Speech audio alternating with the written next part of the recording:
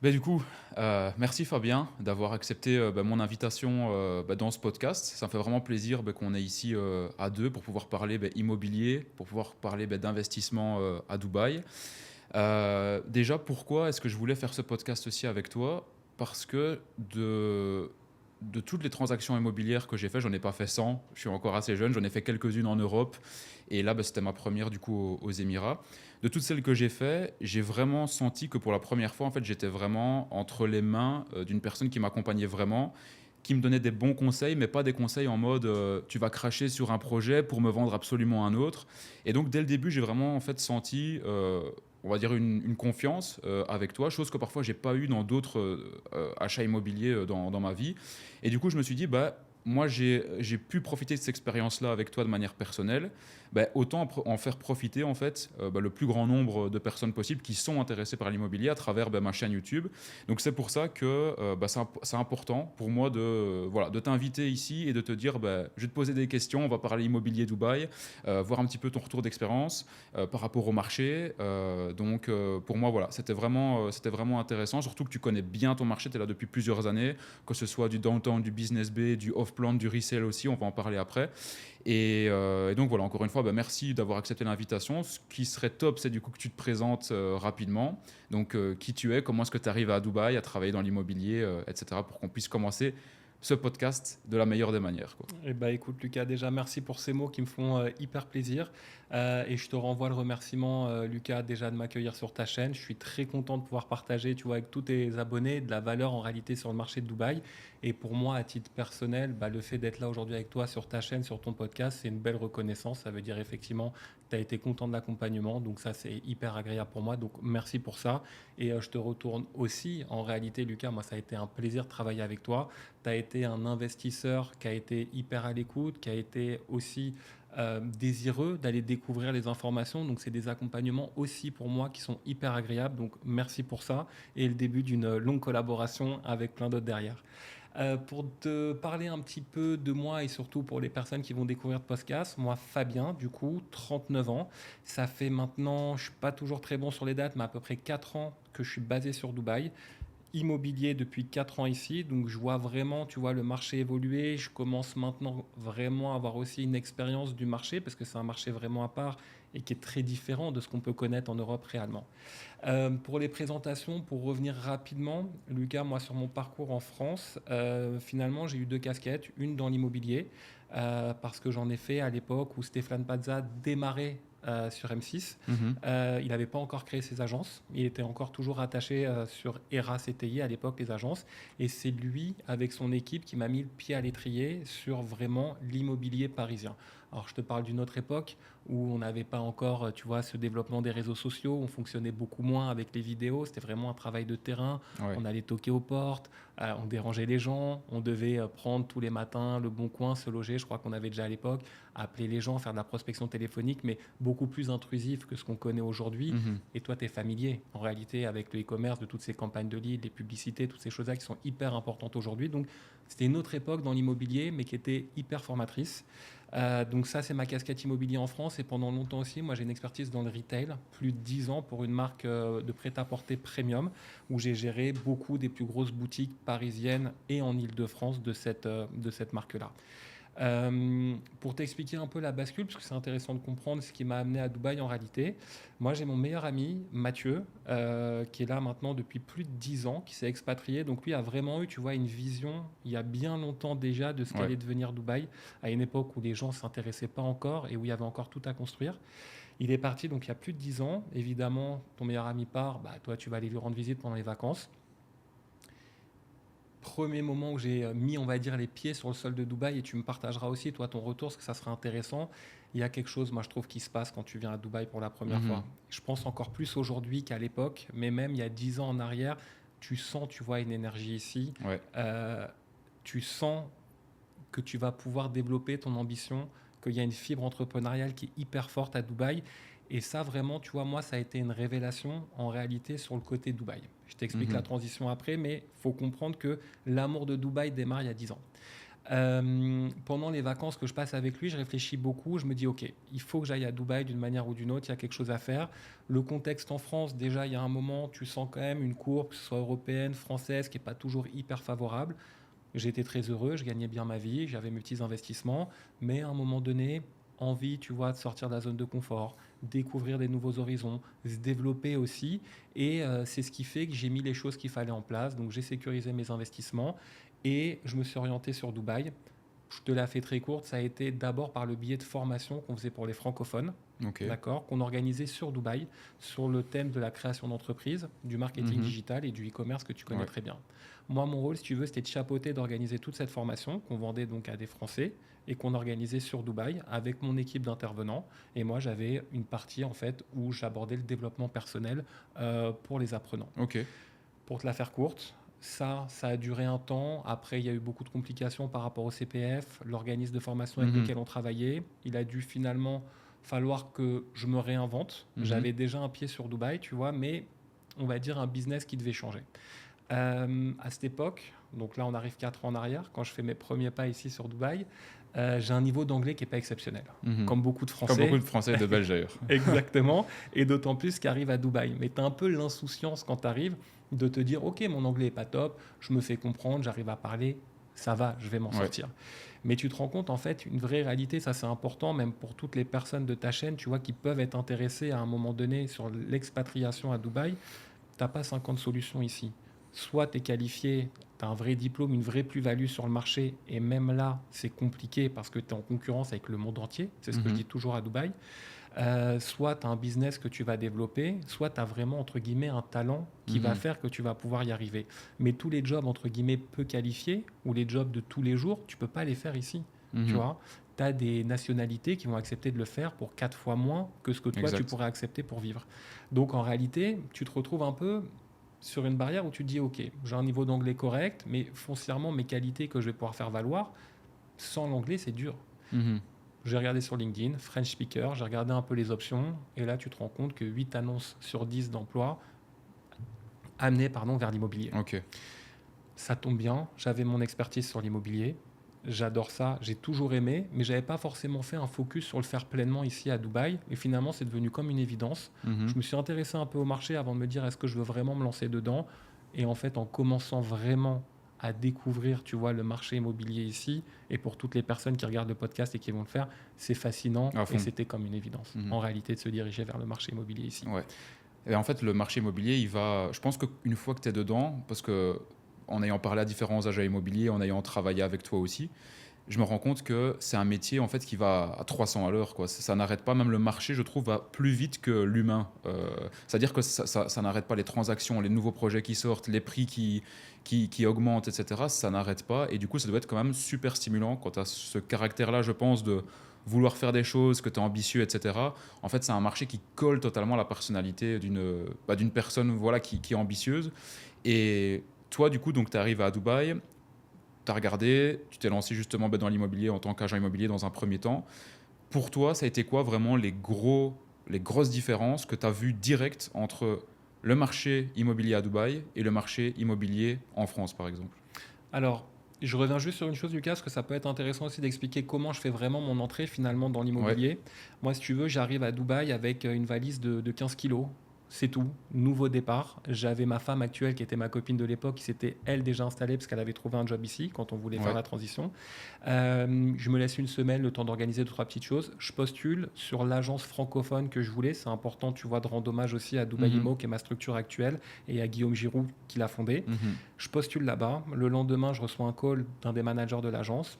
Petit entretien très rapide. Et ça aussi, c'est intéressant, c'est pour t'expliquer la magie de Dubaï et les opportunités qu'on peut avoir. Tu postules, le lendemain, on t'appelle. Tu as un entretien de 15 minutes, mais je me rappelle de quelque chose d'hyper important qui te parlera, je pense aussi, Lucas. Le call dure 20 minutes, ça se termine par David, du coup, mon manager, à qui je rends aussi hommage parce que c'est lui qui m'a vraiment mis le pied à l'étrier, Ouais. qui me dit ok, Fabien, tu as l'air d'avoir la tête bien faite, tu es déjà renseigné sur le marché, de quoi tu as besoin, qu'est-ce que je peux t'apporter en réalité. Et toi qui fais de la formation, du mentorat aussi, j'imagine, en partie, Mhm. puisqu'on Ouais. peut le qualifier comme ça, Exact. bah moi, en fait, j'ai toujours considéré ça, Lucas, qu'en réalité, quand t'es pas bête et travailleur, tu peux tout apprendre, tu as juste besoin de Mhm. quelqu'un pour te l'apprendre, tu vois. Et je lui ai dit, écoute, David, en réalité, Et je me rappelle vraiment de cet échange. Je lui ai dit, moi, j'ai juste besoin d'un mentor à Dubaï qui va m'ouvrir les portes et m'expliquer comment ça fonctionne. Il m'a dit, OK, ça me plaît. On se voit demain. On prend un café le matin. L'après-midi, j'étais embauché. Pour te dire aussi comment ça peut aller vite à Dubaï. Après, effectivement, c'est une jungle l'immobilier ici à Dubaï. Donc, rentrer dans une structure, c'est pas forcément difficile. Rentrer dans la bonne structure, là, ça le devient. Et j'ai envie de te dire que ça, c'est un choix stratégique que je regrette pas aujourd'hui du tout. C'est d'être rentré sur une bonne agence qui m'a bien formé, qui m'a permis justement de faire mon trou sur ce marché hyper concurrentiel. Aujourd'hui, foncièrement, n'importe quelle personne tu vois, qui regarde ce podcast peut rentrer dans l'immobilier. Tu as une agence qui ne va pas lui donner de visa, qui va le laisser travailler à la commission. Tant mieux s'il arrive à faire un deal et tant pis pour lui s'il n'en fait pas. Maintenant, il faut que les gens s'accrochent parce que tu l'as dit, Lucas, c'est dur. C'est-à-dire que c'est du 7 jours sur 7. Je suis jeune papa, ma vie de famille, elle en prend un coup. C'est des concessions qui sont énormes que tu dois faire parce que ici, tu as un rôle qui est de recevoir des nouveaux prospects, de les accompagner sur l'éducation de l'investissement à Dubaï, parce que pour beaucoup, c'est nouveau. Tu as ensuite tout le processus de trouver le bien idéal, de le vendre et de faire un suivi. Et ça, tu l'as vu, Lucas, c'est important, que ce soit sur le off-plan, les biens sur plan ou déjà livrés. L'accompagnement, pour moi, c'est pas juste de te vendre quelque chose. Je suis avec toi derrière et ton investissement, dont on va reparler avec grand plaisir après, bah, ça fait déjà quelques mois. Et encore aujourd'hui, si tu as besoin, je reste en soutien pour toi. Et pareil avec les acheteurs sur plan qu'on va suivre pendant 2-3 ans. Donc finalement, pour te donner un chiffre aussi qui est intéressant pour toi et pour les gens qui nous regardent, sur les 4 dernières années, moi j'ai plus de 100 personnes que j'ai accompagnées sur leurs investissements. Soit sur du déjà prêt, soit sur des reventes, soit sur du off-plan. Mais t'imagines, quand tu as 100 personnes qui ont des besoins finalement réguliers, c'est un accompagnement de chaque instant et c'est pas juste la vente, finalement c'est plus le suivi derrière. Donc oui, je travaille au moins 60 heures par semaine facilement. Et je donne une donnée d'ailleurs qui est intéressante aussi. À Dubaï, le temps moyen de travail à la semaine est de 50 heures. Ok. Pour toutes les personnes, tu vois, qui des fois se disent à Dubaï, l'argent tombe du ciel, les gens travaillent peut-être pas si dur que ça, ils ont l'impression que, tu vois, c'est pas dur. C'est une ville qui est dure. Et ça, c'est vraiment important déjà dans l'immobilier. Toi qui es là aussi ici souvent, tu le sais, c'est une ville aujourd'hui où tu as des gens du monde entier qui viennent avec le même objectif de faire leur trou, de gagner de l'argent, peu importe le business. Et toi, tu es au milieu, tu vois, d'un océan, moi j'aime bien dire rempli de requins, parce que c'est des gens, tu vois, qu'on est dans l'ombre qui viennent à Dubaï. C'est des gens qui ont des hautes ambitions.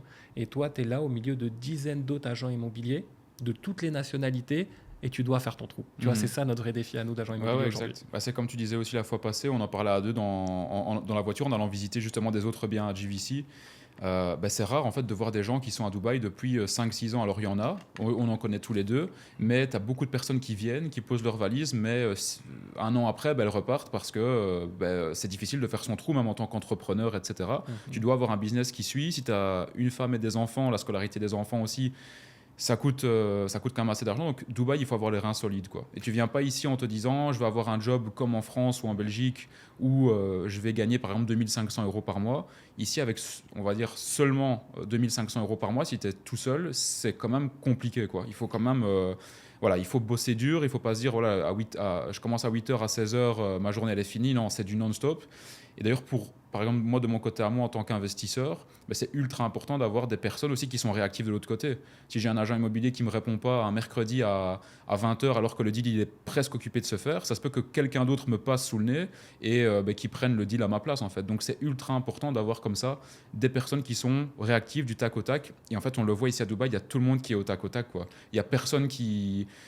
Ceux qui restent sur la touche, tu travailles pas avec eux, quoi. Tu travailles qu'avec les gens qui sont réactifs et c'est comme ça que les bons deals se font. C'est comme ça que on gagne tous de l'argent, en fait. C'est en étant connecté H24, en fait, sauf quand on dort. Mais sinon, avant de dormir, dès la première minute où on est réveillé, on est connecté, que ce soit pour différents types de business, mais c'est comme ça que les choses se font ici, quoi. Ça, en réalité, Lucas, ce que tu dis, c'est la règle d'un marché qui est concurrentiel. Donc aujourd'hui, si tu as de la concurrence, il faut que tu sois réactif. J'avais lu une donnée hyper intéressante. Je crois que, alors, je sais plus le pourcentage 100% en tête, mais quand tu traites un lead dans les 5 premières minutes, tu optimises d'au moins, je crois, 50% ta possibilité de le transformer. Tu le sais certainement aussi, tu as toutes ces données en tête, tu vois. Mais ça, c'est important. Et oui, aujourd'hui, moi, quand je vends un projet off-plan, donc sur plan, finalement, je te propose le même projet que plusieurs dizaines d'autres milliers d'agents immobiliers. Donc, si demain, je suis pas réactif, je te réponds pas, tu iras l'acheter avec un autre. Et tant pis pour moi, en réalité, le marché ne t'attend pas ici. Donc oui, c'est constamment des sollicitations, une réactivité. Et moi, je le vois, Lucas. Si j'ai des moments où je prends des petites vacances, où je lève un peu le pied, tu vois, je suis jeune papa, comme je t'ai dit, ma femme accouche, bah oui, c'est normal, pendant une semaine, Ouais. je suis un peu moins actif. Mon chiffre, il s'effondre. Mhm. Par contre, on en reparlera. Je viens d'acheter, tu vois, un bien immobilier ici. Je suis au taquet, tu vois, j'ai besoin, tu vois, de remplir les Bien caisses. sûr. Et bah ok, 4 deals en une semaine, parce Mhm. que je sais que j'ai mis des bouchées doubles. Wow. Donc tu peux le faire, tu vois. Maintenant, ce que tu as dit aussi sur Dubaï, ça c'est hyper intéressant. Dubaï, c'est une ville qui est dure, vraiment. Et tu ne viens pas ici pour avoir ta vie routinière française et pour avoir les mêmes salaires. Sinon, en vérité, tu es mieux en France qu'à Dubaï avec Exact. cet état d'esprit. Mhm. Faut le dire. Parce qu'ici, tes arrières sont jamais assurées. C'est les montagnes russes pour n'importe quel entrepreneur ici. Moi, toutes les personnes successful que j'ai à côté de moi ont tous eu des gros hauts et des Bien grosses sûr. descentes. Mhm. Le train de vie ici est impitoyable parce que tu viens pas non plus à Dubaï pour avoir ta vie routinière de France sur ton lifestyle. Donc tu vas aussi vouloir profiter, tu vas avoir un réseau social, enfin des gens de ton entourage qui vont t'amener forcément à faire des sorties, des restos. La vie ici coûte cher. Donc si tu gagnes pas beaucoup d'argent, entre guillemets, c'est compliqué en fait le mode de vie de Dubaï et même une vie simple en réalité ici, comme tu as dit, des enfants. Tu comptes déjà 10 000 euros annuels pour une Annuel, ouais. école. Ça peut monter jusqu'à 20 000, ça peut évidemment être moins, mais est-ce que toi, en tant que Français, tu as envie que ton enfant il aille dans une école à peut-être 3 000 euros l'année, Mhm. tu vois, avec des nationalités qui ne seront pas les mêmes, une éducation qui ne sera pas la même? Bien sûr que non, en général. Donc c'est vrai que ton train de vie te coûte cher. On n'a pas d'imposition ici, et ça c'est un énorme avantage dont on reparlera en termes de fiscalité. Mais à côté de ça, ici tu payes beaucoup, beaucoup de choses. Donc ouais, pour résumer, Dubaï c'est une ville qui est concurrentielle, qui est dure, qui laisse libre cours à ton ambition. Mais pour moi, vraiment, seuls les meilleurs peuvent tenir dans le temps. Exact. Et j'en ai vu beaucoup, Lucas, arriver de Belgique aussi, de France. Ils viennent, ils crament leurs économies pendant un an. Ils avaient juste ni le caractère ni l'envie de venir. Et je te donne juste aussi un dernier élément qui a été hyper important pour moi en réalité dans ma réussite, si je peux me permettre de te le dire moi-même, Bien sûr, ouais, ouais. sur l'immobilier ici, c'est que je suis arrivé sans plan B. Mhm. Ok, ma femme actuelle donc était déjà là. J'avais pas de choix parce qu'on avait une vision long terme aussi, Lucas, tu vois, en venant. Et je l'ai toujours, et c'est ce qui a fait que j'ai toujours fait mon travail avec éthique, parce que je suis jamais venu en me disant je fais tout le plus vite possible pendant un an, je prends un maximum d'oseille et on verra ce qui se passe. Non, c'était j'ai une vision, moi je suis encore là pour 10 ans, 15 ans, tu vois. Donc, c'était que pour la première fois, quand tu sors de ta zone de confort et que tu vas dans un autre pays, tu n'as pas de plan B. C'est pas la France où finalement ton job te plaît pas, tu en retrouves un, tu as à la limite ta famille, si tu es parti, qui peut t'accueillir. Tu arrives à Dubaï, pas de plan B. Mais je me rappelle certains amis qui me disaient, qui étaient là depuis longtemps, ok Fabien, mais tu vas te lancer dans l'immobilier. Ok, on croit en toi, il n'y a pas de souci, mais vous êtes quand même déjà des dizaines de milliers. Qu'est-ce qui se passe si tu n'y arrives pas? Et je me rappelle cette discussion sur la première semaine où je venais de trouver l'agence. J'ai dit, mais en fait, j'ai pas le choix. Je vais y arriver parce que si je n'arrive pas dans l'immobilier, déjà, j'ai envie de rien faire d'autre. Et il n'y a pas grand-chose ici qui m'attend. Et donc, tu vois, ces moments de doute que tu peux avoir des fois au début, parce que c'est pas facile tous les jours, l'immobilier, tu attends avant d'avoir tes premières commissions. Et bien finalement, le fait d'être dos au mur, de ne pas avoir de plan B, tu n'as pas le choix. Et quand c'est dur, en vrai, tu lâches pas l'affaire. Ouais. Bah Et ça, j'adore ça parce que le fait que tu n'as pas de plan B, par exemple, moi personnellement, quand je me mets un petit peu en mode, voilà, tu prends un gros risque, tu n'as pas vraiment de plan B, c'est les moments où tu fais des étincelles dans ton business en fait. Parce que tu as tellement la dalle, tu sais que tu dois aller refaire du cash, tu sais que tu dois renflouer les caisses, etc. C'est pour moi les meilleures périodes en fait de ma vie d'entrepreneur depuis que je me suis lancé. Ça a toujours été ce moment-là quand il n'y a pas de plan, quand il y a pas de plan B en fait. Quand j'ai quitté mes études, j'ai pas de diplôme de mon côté. Quand j'ai quitté mes études, c'est là en fait en 2 ans, ben, ça a explosé parce que juste par mon ego en fait, j'ai pas envie de retourner la queue entre les jambes, dire à mes potes ah ben, vous aviez raison, je me suis planté, j'aurais dû continuer mes études. Et en fait à chaque fois, moi ma stratégie que j'ai justement, ça touche l'immobilier. C'est qu'à chaque fois que j'arrive à, on va dire, accumuler assez d'argent pour acheter un bien, à chaque fois, j'achète, parce que ça va faire, on va dire, diminuer mon cash flow sur mon compte bancaire, même si parfois, il y a certains moments où je fais appel à l'effet de levier, où je vais lever de la dette pour justement pouvoir utiliser le reste du cash flow et investir dans un autre bien. Parfois, je vais acheter cash, mais en gros, c'est que dès que j'ai assez d'argent, j'achète un bien parce que ça me pousse à refaire de l'argent derrière. Que je sais que si, par exemple, je vais rester avec X montant d'argent sur mon compte bancaire, bah, c'est en mode relax, tu sais que tu as le temps de voir venir, tu peux un petit peu attendre. Et du coup, comme là, tu viens de le dire, toi, tu as fait l'acquisition d'un bien immobilier pour toi, ici. ça te pousse à travailler encore plus dur en fait. Et ça qui est génial avec l'immobilier, c'est qu'à chaque fois, c'est des bons investissements, ça te pousse à travailler plus dur et donc tu crées toi-même en fait un effet boule de neige dans ta propre vie grâce justement à tes investissements qui te poussent encore à travailler plus dur, quoi. Exactement. Et ça, Lucas, tu vois, je pense que c'est une chose que les gens doivent apprendre à vivre. Ce que tu dis là, c'est une mentalité 100% entrepreneuriale. C'est Mhm. pas une mentalité de salarié. Sans rien enlever aux salariés, je l'ai été pendant 15 ans. Mhm. Mais ça, c'est les hauts et les bas de la vie, justement, et c'est d'apprendre à se mettre en difficulté ou d'avoir une difficulté qui te tombe dessus et d'avoir surmonté cette difficulté en réalité, Mhm. de te rendre compte que c'est possible et que tu arrives à te retourner. Et ça, finalement, tu l'apprends que quand tu le vis. Et quand effectivement, tu as fait l'expérience une fois que tu avais de l'argent, tu n'en as plus parce que tu l'as placé ou parce que tu l'as perdu sur un mauvais placement, par exemple, Mhm. tu découvres que tu es capable de le refaire et donc finalement, tu reproduis ce schéma. Et la maison, c'est exactement ce qui s'est passé. Ici, tu as un apport minimum, on va dire, de 25% avec les frais qui vont avec. Donc, tu te doutes bien que j'ai acheté une maison, j'ai mis beaucoup d'argent sur la table. Donc, une énorme partie de mon capital restant est passée dans cette maison. Mhm.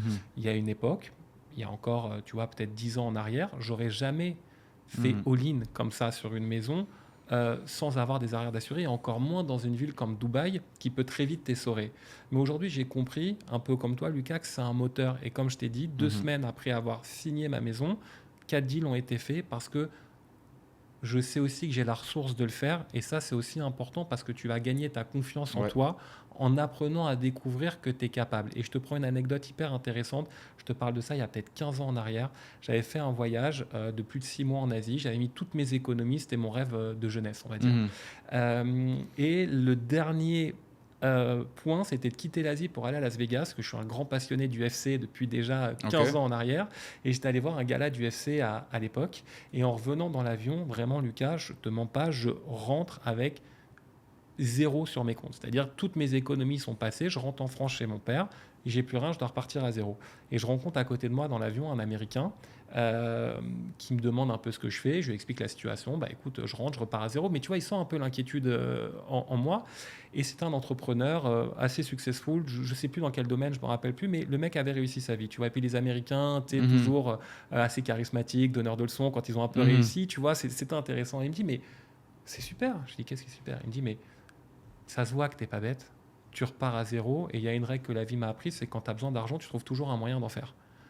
Et tu vois, cette phrase qu'il m'a dit il y a finalement au moins 15 ans en arrière, elle a fait écho en moi, et aujourd'hui, factuellement, il a raison, et quand tu as besoin, tu te débrouilles toujours pour le faire, et donc de se mettre en danger comme tu l'as fait après tes investissements, comme je le fais là et comme j'ai déjà fait, c'est un énorme moteur, et j'encourage les gens aussi à le faire, et surtout à relativiser, tu vois, le bénéfice-risque.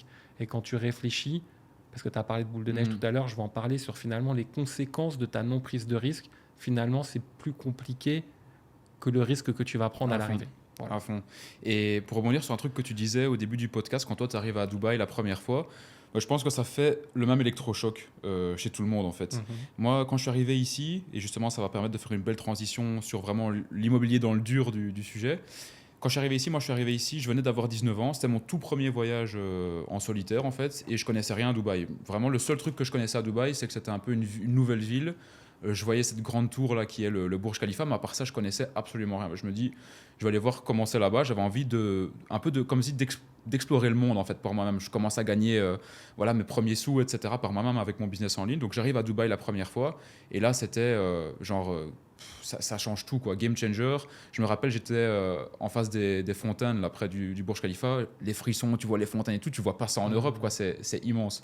Et là je me souviens que je m'étais dit, voilà, là j'ai trop envie d'aller vivre à Dubaï, j'ai trop envie de me prendre un appartement, one bedroom, etc. Mais j'avais jamais investi dans l'immobilier, je connaissais rien à l'immobilier, dans ma tête je voulais même pas acheter, je voulais louer. Finalement je suis rentré en Belgique, je suis revenu 4 fois dans l'année tellement j'avais aimé Dubaï, mais sans jamais me dire de m'installer, etc. Je pense que j'étais encore assez jeune, des blocages où tu te dis, tu as commencé à faire tes affaires en Belgique, bah, tu dois les finir en Belgique aussi, quoi.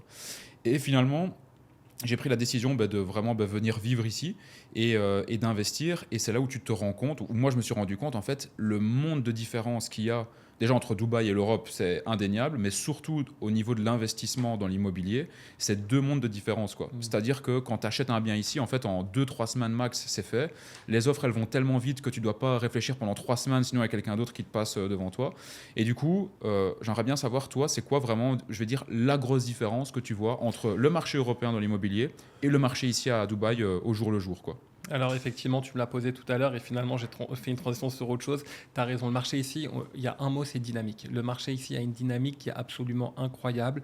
Je te prends une anecdote, j'ai un client sur le marché secondaire pour te donner une idée qui arrive. Je lui avais déjà vendu un appartement, donc on était en toute confiance. Ça explique le processus plus rapide. Il arrive un dimanche sans savoir ce qu'il va acheter. Il est reparti le jeudi avec un appartement signé avec les clés en main. Et je te dis jeudi, je crois que même c'était un mercredi. Incroyable, ouais. D'accord. Visite, euh, tout le process, le paiement, la visite, absolument tout a été fait. La principale différence ici, c'est que déjà, on reviendra dessus un peu après, mais tu as 60% des transactions en 2025, grosso modo, donc 60% des transactions sur le marché off-plan, donc les biens en Ah ouais, construction, ok. 40% sur le déjà prêt. Un achat sur le marché off-plan, Lucas, tu envoies ton mail, ton téléphone, ton adresse, un passeport, de l'argent pour faire un booking et un montant pas forcément énorme quand c'est un booking, tu es déjà engagé dans un processus d'achat. Donc ça veut dire que en réalité, montre en main, tu peux te décider d'acheter un appartement en 10 minutes. 10 minutes, ouais. Tu vois. Et je suis gentil. Mhm. Par contre, évidemment, derrière, tu as quelques étapes, mais en réalité, tu envoies tes premiers pourcents de paiement, tu signes ton SPA dans la foulée, tu peux avoir un contrat de vente d'appartement signé, d'aller une semaine. Ouais, bah, ça va plus vite que d'acheter une voiture, hein, d'acheter en off-plan, même en resale, ça va plus vite aussi. Nous, on l'a vu avec le bien que j'ai acheté. Mhm. Ça a été ultra vite, quoi. Et encore, ça a pris un peu de temps parce que le vendeur avait un mortgage, donc il avait un crédit qu'il fallait solder, une partie à la banque, une partie chez lui, mais ça a été ultra vite, quoi. Donc du coup, toi, c'est quoi? C'est vraiment la rapidité, la vitesse que tu vois vraiment entre l'Europe et Dubaï ou... Alors, il y a une donnée importante. Donc, la rapidité, oui. La seule chose pour le marché secondaire qui fait qu'on peut attendre si les fonds sont prêts, évidemment, c'est l'autorisation de vente du promoteur. C'est la sécurité quand même, parce Ouais. qu'il faut aussi, tu vois, rassurer les gens. Tu achètes rapidement, mais tu n'achètes pas n'importe quoi. C'est encadré légalement. Tu as la Dubai Land Mhm. Department, donc tout est sécurisé. On ne rentre pas trop dans les détails, mais même un achat sur le marché secondaire, nous, on a juste besoin d'un délai pour obtenir l'accord de vente du promoteur, sécuriser acheteur-vendeur, et on fait Ouais. l'opération. On peut le faire en 15 jours, grosso modo. Ok. Euh, Par rapport à ce que tu me disais, donc tu as cette dynamique de marché, mais en fait, c'est un rapport de force qui est différent sur le marché immobilier de Dubaï. Quand je faisais de l'immobilier en France, tu peux travailler sur un client pendant 3 mois, 4 mois, le bien est toujours sur le marché, ça va pas très vite, les gens ont le temps d'attendre. Mhm. Ton process chez le notaire, ça va être 3 mois entre ta signature chez le notaire et l'acquisition du bien, ou en tout cas, on va dire, Ouais. pardon, la promesse de vente et la signature officielle. Donc, Mhm. tout est très long et tu as le temps. À Dubaï, tu n'as pas le temps pour une seule raison. Quand tu achètes en Belgique ou en France, je te donne un chiffre comme ça, mais tu as peut-être 95% des acheteurs en Belgique ou en France qui sont français ou belges. Exact. Sauf certaines régions de France, évidemment, le sud, Paris et autres. Mais tu as un marché local. Mhm. Ici, à Dubaï, il faut comprendre une chose. La logique française ou belge, elle n'a plus de valeur ici, c'est un marché international. On est déjà 90% d'expatriés en réalité à Dubaï. Mhm. Les investisseurs, j'ai une donnée, c'est... euh, en gros, tu as à peu près 50% de résidents, 50% de non-résidents sur les investissements. Ok. Ok. Ouais. Donc, un acheteur sur deux n'est pas résident. Attention, ici, résident, ça ne veut pas dire une personne qui vit à l'année Ça ici. veut pas dire local, ouais. Voilà, donc tu peux, à mon avis, déjà facilement rajouter 20-25%, puisqu'une Mhm. personne qui investit, elle a son visa d'investisseur, elle est considérée, tu vois, Ouais. comme un résident. Donc, en réalité, tu te bats contre le monde entier. Et ça, c'est ce que beaucoup de Français ne comprennent pas. Le promoteur ne t'attend pas. Mhm. Lui, tu ne prends pas l'unité, quelqu'un d'autre va la prendre. Et le marché, il est favorable aux promoteurs aujourd'hui. Et même, ils en ont abusé. C'est-à-dire que même la relation client est mauvaise. L'expérience client n'est pas agréable parce qu'aujourd'hui, tu es un acheteur français, tu as envie qu'on prenne soin de toi. Exactement. Le développeur, il n'a pas le temps, il s'en fiche. Et nous, ce qu'on attend en tant que francophone, c'est pas les attentes des autres Ouais. nationalités. Ça, c'est incroyable hein, parce que moi j'ai vraiment vu deux cas de figure différents. Donc j'ai vu en fait l'accompagnement, donc l'achat en fait avec toi ici à Dubaï. Comme on avait discuté, je regardais aussi à Abu Dhabi, on en parlera après. Et en fait à Abu Dhabi, je suis tombé par exemple sur un agent qui est top, un agent qui est russe, mais en fait tu vois que en fait il deal avec des Russes qui achètent des étages complets de 10, 15, 20 appartements. Tu as un petit Belge qui arrive et qui veut même poser un demi-million d'euros. Mais franchement, c'est pas qu'ils en ont rien à faire, mais c'est en mode voilà, ça c'est le prix. C'est oui ou c'est non, mais si c'est non, bah, tant pis, même me casse pas les pieds, quoi, tu vois. Que nous, c'est vrai qu'en Belgique, en France, on a toujours l'envie, c'est dans notre mentalité, d'être bien accompagné, etc. C'est ce qu'on retrouve justement avec toi. Mais tu travailles avec d'autres agents, ça prend 2 minutes, quoi, tu vois. Mais c'est pas, tu commences pas à poser des questions, etc. C'est vraiment totalement différent. La dynamique quand tu veux acheter ici par rapport à l'Europe où tu prends ton temps, etc. Et d'ailleurs, on a commencé à parler de ça, off-plan, resale. Alors moi, l'off-plan à Dubaï, je le connais pas trop, même si j'ai regardé. Moi, j'ai toujours été plus partisan d'acheter en fait des biens qui existent déjà pour faire en fait travailler ton argent tout de suite. C'est-à-dire que si tu achètes en off-plan et que ton appart il va être prêt dans 3 ans, ça veut dire que tu immobilises du cash entre guillemets pendant 3 ans et il travaille pas. Même s'il peut travailler indirectement, mais sur le moment il travaille pas. Que si tu achètes un appartement qui est prêt, tu peux le mettre en location tout de suite et il te rapporte du cash. Du coup, toi, c'est quoi ton avis? Je vais poser une question très bateau. Est-ce que c'est mieux l'off-plan ou est-ce que c'est mieux le resale? Alors, cette question-là, je l'ai quasiment tous les jours. Euh, et ça, c'est aussi un moyen, à un moment donné, d'identifier un bon agent. C'est celui qui ne va pas te répondre à cette question, mais qui va juste s'intéresser à ton profil, à toi d'investisseur, parce que tout n'est que question de ça, Lucas. Quel profil d'investisseur tu es? Donc déjà, naturellement, il y a un tri sélectif qui va se faire. Aujourd'hui, acheter sur du marché secondaire demande, et on va revenir un peu sur les détails après, mais un apport de toute façon plus important que sur le marché off-plan. Si tu n'as pas l'apport disponible, dans tous les cas, oublie le off-plan. On peut en parler pour le plaisir, mais tu ne peux pas aller dessus. Donc ça ne sert à rien. Par contre, le off-plan aura, on va dire, avec des tickets d'entrée plus bas, des possibilités pour un investisseur.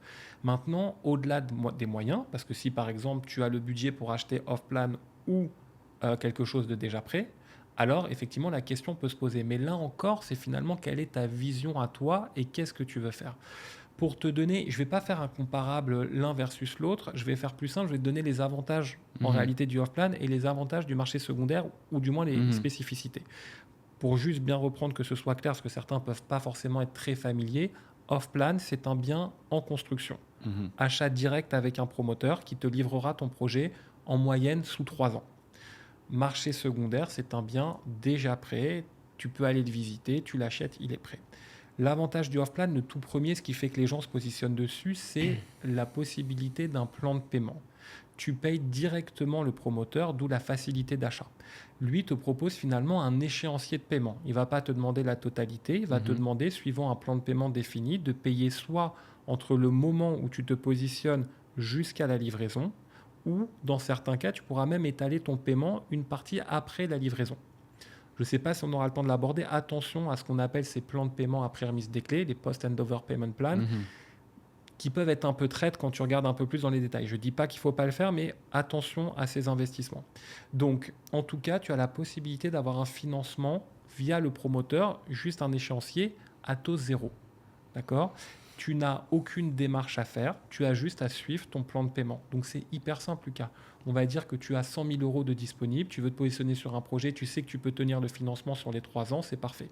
Pour donner un schéma et essayer de simplifier, en général, c'est 20% au moment de l'acquisition, à peu près 40% pendant la construction étalée, on va dire trimestriellement ou semestriellement, et une échéance finale qui peut être 30, 40%, ça dépend après évidemment en fonction des promoteurs et des projets. Ok, donc premier avantage du off-plan, une facilité de paiement et une facilité d'achat. Il y a une donnée qui historiquement a fait que le marché off-plan a très bien fonctionné, c'était les perspectives de plus-value. Aujourd'hui, pour donner une stat, depuis les 5 dernières années, la moyenne d'augmentation annuelle de prix est de 15% par an depuis 5 ans. Donc, c'est là sur l'immobilier de manière générale. Exactement. Ok. Mais évidemment, le off-plan a vraiment tiré son épingle du jeu, tout autant que le marché secondaire, voire même plus à un certain moment. Il y en a donc, on le voit, qui ont acheté beaucoup d'off-plan pour juste faire du flipping en fait. Ils achètent, ils mettent les 20% d'apport, ils payent leur mensualité et au moment du handover, ils revendent avec justement un premium, donc une plus-value sur ce qu'ils ont acheté.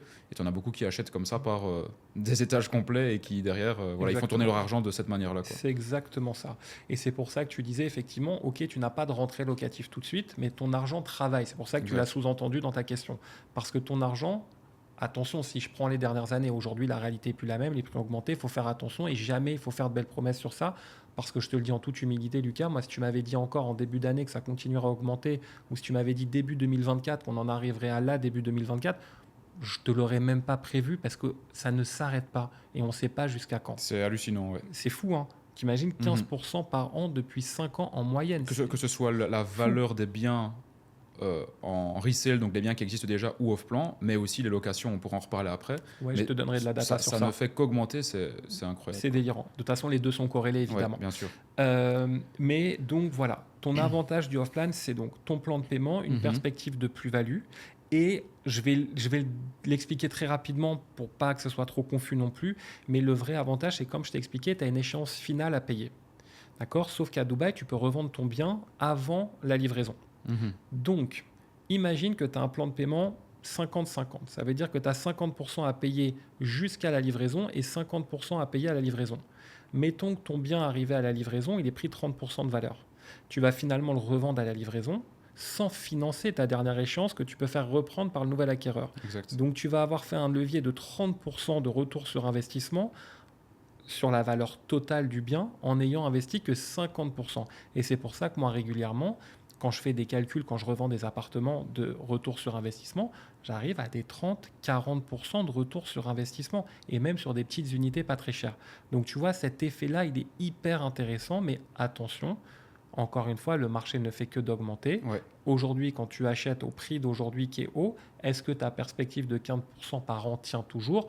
Je pense qu'il faut faire attention. Ouais. Et je rebondis juste sur un truc par rapport au off-plan. Comme je te disais, moi, Dubaï, je ne me suis pas trop intéressé, même si je comprends la logique, etc.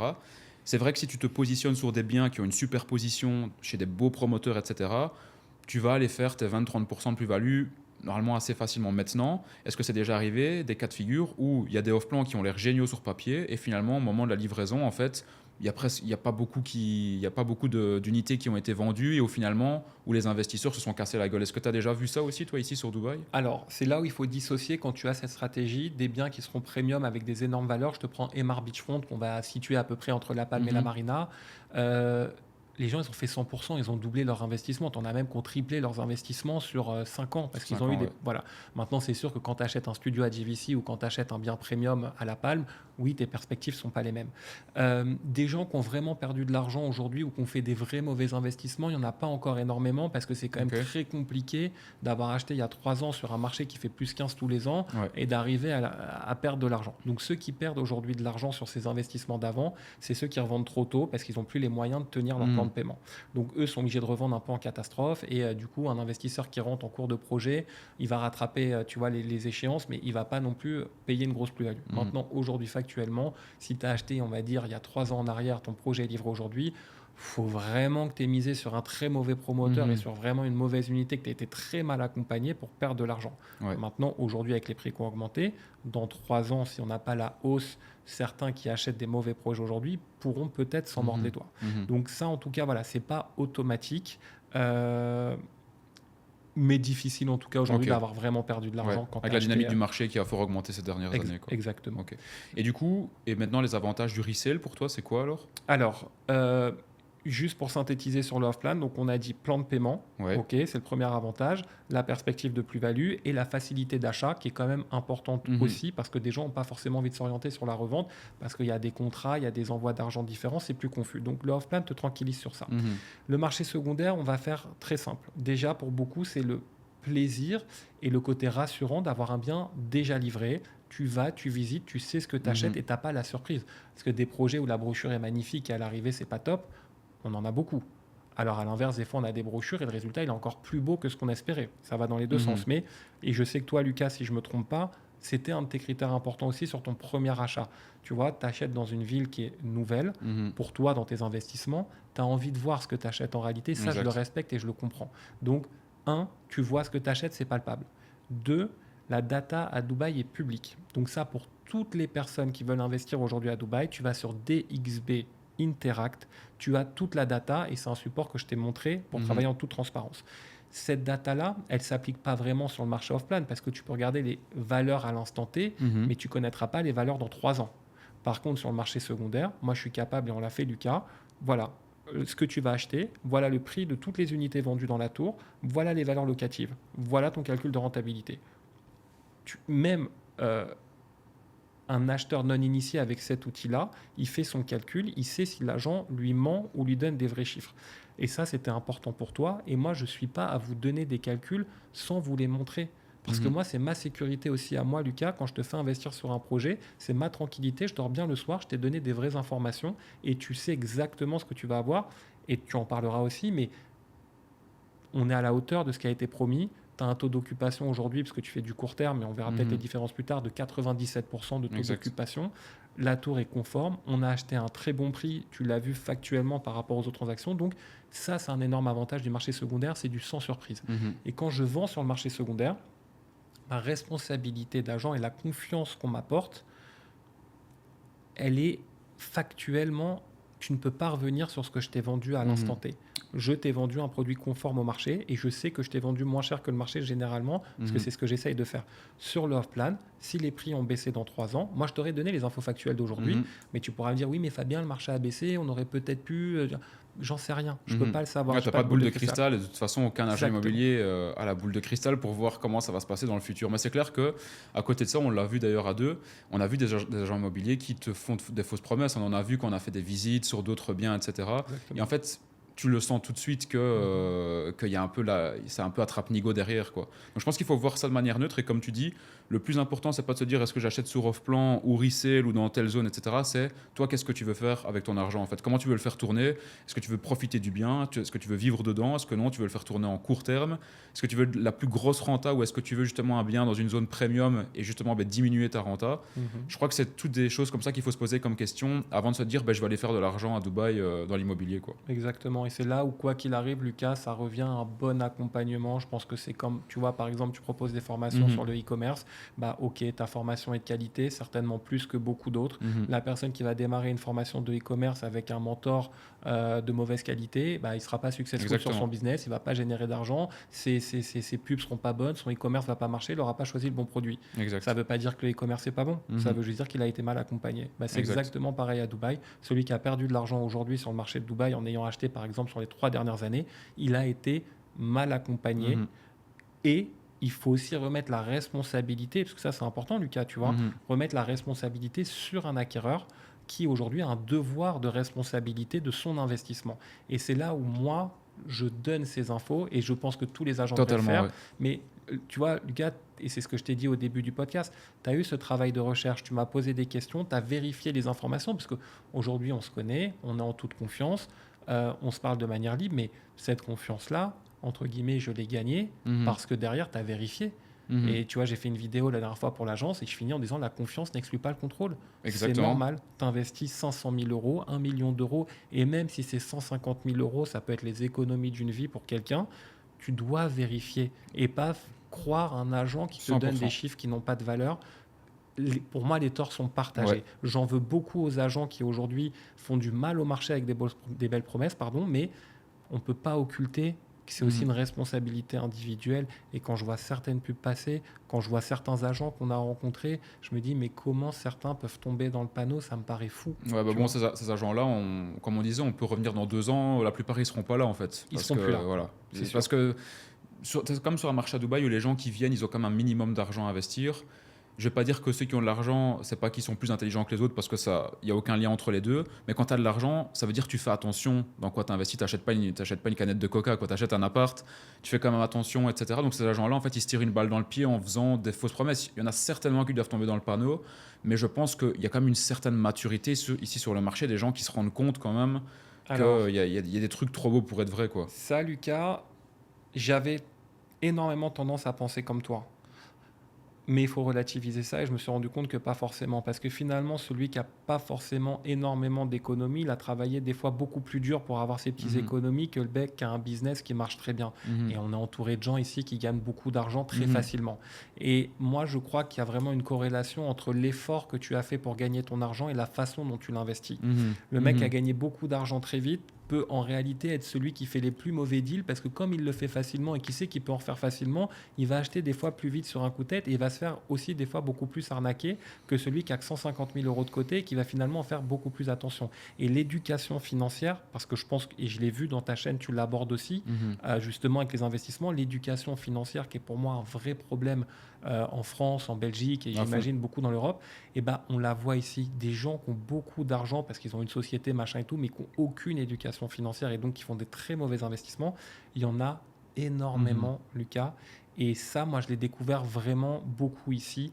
Et encore une fois, comme tu n'as pas de barrière à l'entrée, parce que tu peux acheter très vite n'importe quoi, bah, la personne qui a un peu d'argent et qui est un peu impulsive, et c'est Mhm. important aussi, parce que ça, c'est aussi une réflexion que je me suis faite, l'impulsivité peut te faire réussir très vite. Mhm. Parce que tu vas pas attendre. Tu vas sentir un truc, vas-y, t'y vas. Donc au même titre que ça peut te faire gagner beaucoup d'argent très vite, ça peut t'en faire perdre très vite parce que sur un coup de tête, tu achètes n'importe quoi derrière. Mhm. Mais donc, moi, je pondère ça parce que effectivement, une personne qui a de l'argent et une bonne éducation financière fera toujours des bons placements, mais une personne qui a de l'argent et peu d'éducation financière, comme ça arrive Ouais. souvent, peut faire des beaucoup plus grosses catastrophes en réalité. Mhm. Mhm. Et au niveau des promoteurs maintenant, donc que ce soit off-plan ou resale, je pense que c'est important en fait d'expliquer aux gens qui nous regardent maintenant quels sont en fait les bons promoteurs aujourd'hui sur Dubaï, parce qu'on en a de plus en plus. Il y en a qui voient le jour, je ne vais pas dire pratiquement tous les jours, mais tous les mois des nouveaux promoteurs où ils promettent vraiment des beaux appartements. Et parfois c'est le cas en fait. On va voir les appartements, on en a vu, je pense notamment à Upside par exemple. On avait été voir le projet. Beau projet qui est beau. Je crois que c'était un promoteur qui a, voilà, c'est pas Emar, c'est pas Shoba, etc. Mais on était agréablement surpris de voir voilà, la réalisation, en tout cas la concrétisation de la fin des travaux, etc. Toi aujourd'hui, ce serait quoi, je dirais, allez, si on devait dire ton top 5 des promoteurs ici sur Dubaï? Alors, il y a une chose déjà hyper importante et tu le vois souvent dans les podcasts immobiliers, les gens ne donnent jamais des noms parce qu'aujourd'hui tu n'as pas le droit à Dubaï de donner les noms. Ah ok, Donc si je pourrais, entre guillemets, hein, ça n'arrivera ouais, pas, mais légalement être redevable de sanctions si je commence à dénoncer des promoteurs. d'accord, ok. Donc je tiens à le dire parce que des fois ça peut sembler être de la langue de bois, mais en off je peux te le dire, mais je peux pas, tu vois, publiquement D'accord, commencer à ok. détruire un promoteur. Donc c'est pour ça que tu entends rarement les gens le dire. Maintenant un bon agent, quand tu l'as en off, il est capable de te dire. Ouais, ouais. Je vais te répondre selon moi sur les promoteurs, mais la première chose importante, de toute façon, elle est simple, c'est euh, tu fais un choix. Est-ce que tu vas sur un promoteur qui a déjà livré ou pas? Attention, un promoteur qui n'a pas livré n'est pas forcément mauvais, parce que c'est aussi sa vitrine, son premier projet, donc ça peut être très bien. Mais par contre, il te faut des garanties de Mhm. qui est derrière, qui sont les partenaires commerciaux éventuellement, qui peuvent être les sous-traitants, même si c'est dur à savoir, mais tu peux quand même faire, on va Ouais. dire, un travail de recherche.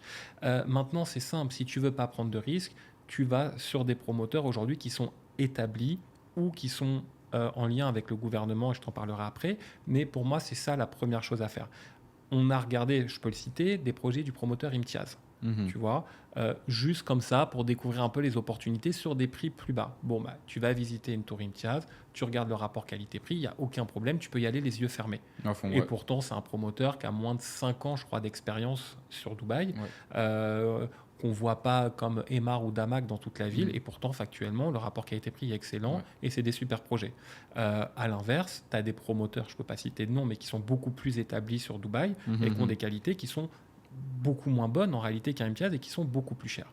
Donc aujourd'hui, répondre à meilleur promoteur, c'est très dur parce que pour moi, il y a beaucoup de données qu'il faut prendre en compte. Je pourrais te dire les meilleurs promoteurs parce que, ok, factuellement les meilleurs, mais aussi leurs prix sont 4 fois plus chers que Ouais. les autres. Donc, faut un équilibre. Maintenant, pour te donner des promoteurs aujourd'hui, tu as pour moi Emar. Aujourd'hui, Emar, c'est une institution. Emar, très important, c'est un master développeur. Dubaï Hill CE, Dubaï Creek CE, Downtown CE. À un moment donné, tous les projets d'Emar sont des réussites. Les communautés de villas, Arabian Ranches, ainsi de suite. Mhm. Tous les projets sont des réussites. Emar n'a pas un flop. Et c'est ce que je t'ai dit. C'est un argument que je t'ai donné. Alors, peut-être que quelqu'un va me sortir un projet, mais je vois même pas ce qu'on pourrait me dire sur le fait qu'Emar a un projet raté. Tu investis sur Emar, comment tu veux te tromper? C'est aujourd'hui le promoteur, en réalité, numéro un aux yeux de tout le monde. Un investisseur qui vient à Dubaï, bah, il fait exactement ce que tu m'as dit au début. Il va aux fontaines, il va au Dubaï Mall. Dubaï Mall, c'est Emar aussi. Donc à un moment donné, tu es devant les fontaines du Dubaï Mall, tu regardes autour de toi, tu n'as que des tours Emar, c'est magnifique, c'est beau, les valeurs sont bonnes, la qualité, c'est pas la meilleure du monde, peu importe. C'est une sécurité Mhm. d'investissement. Donc Emar, moi, à titre perso, c'est mon numéro un.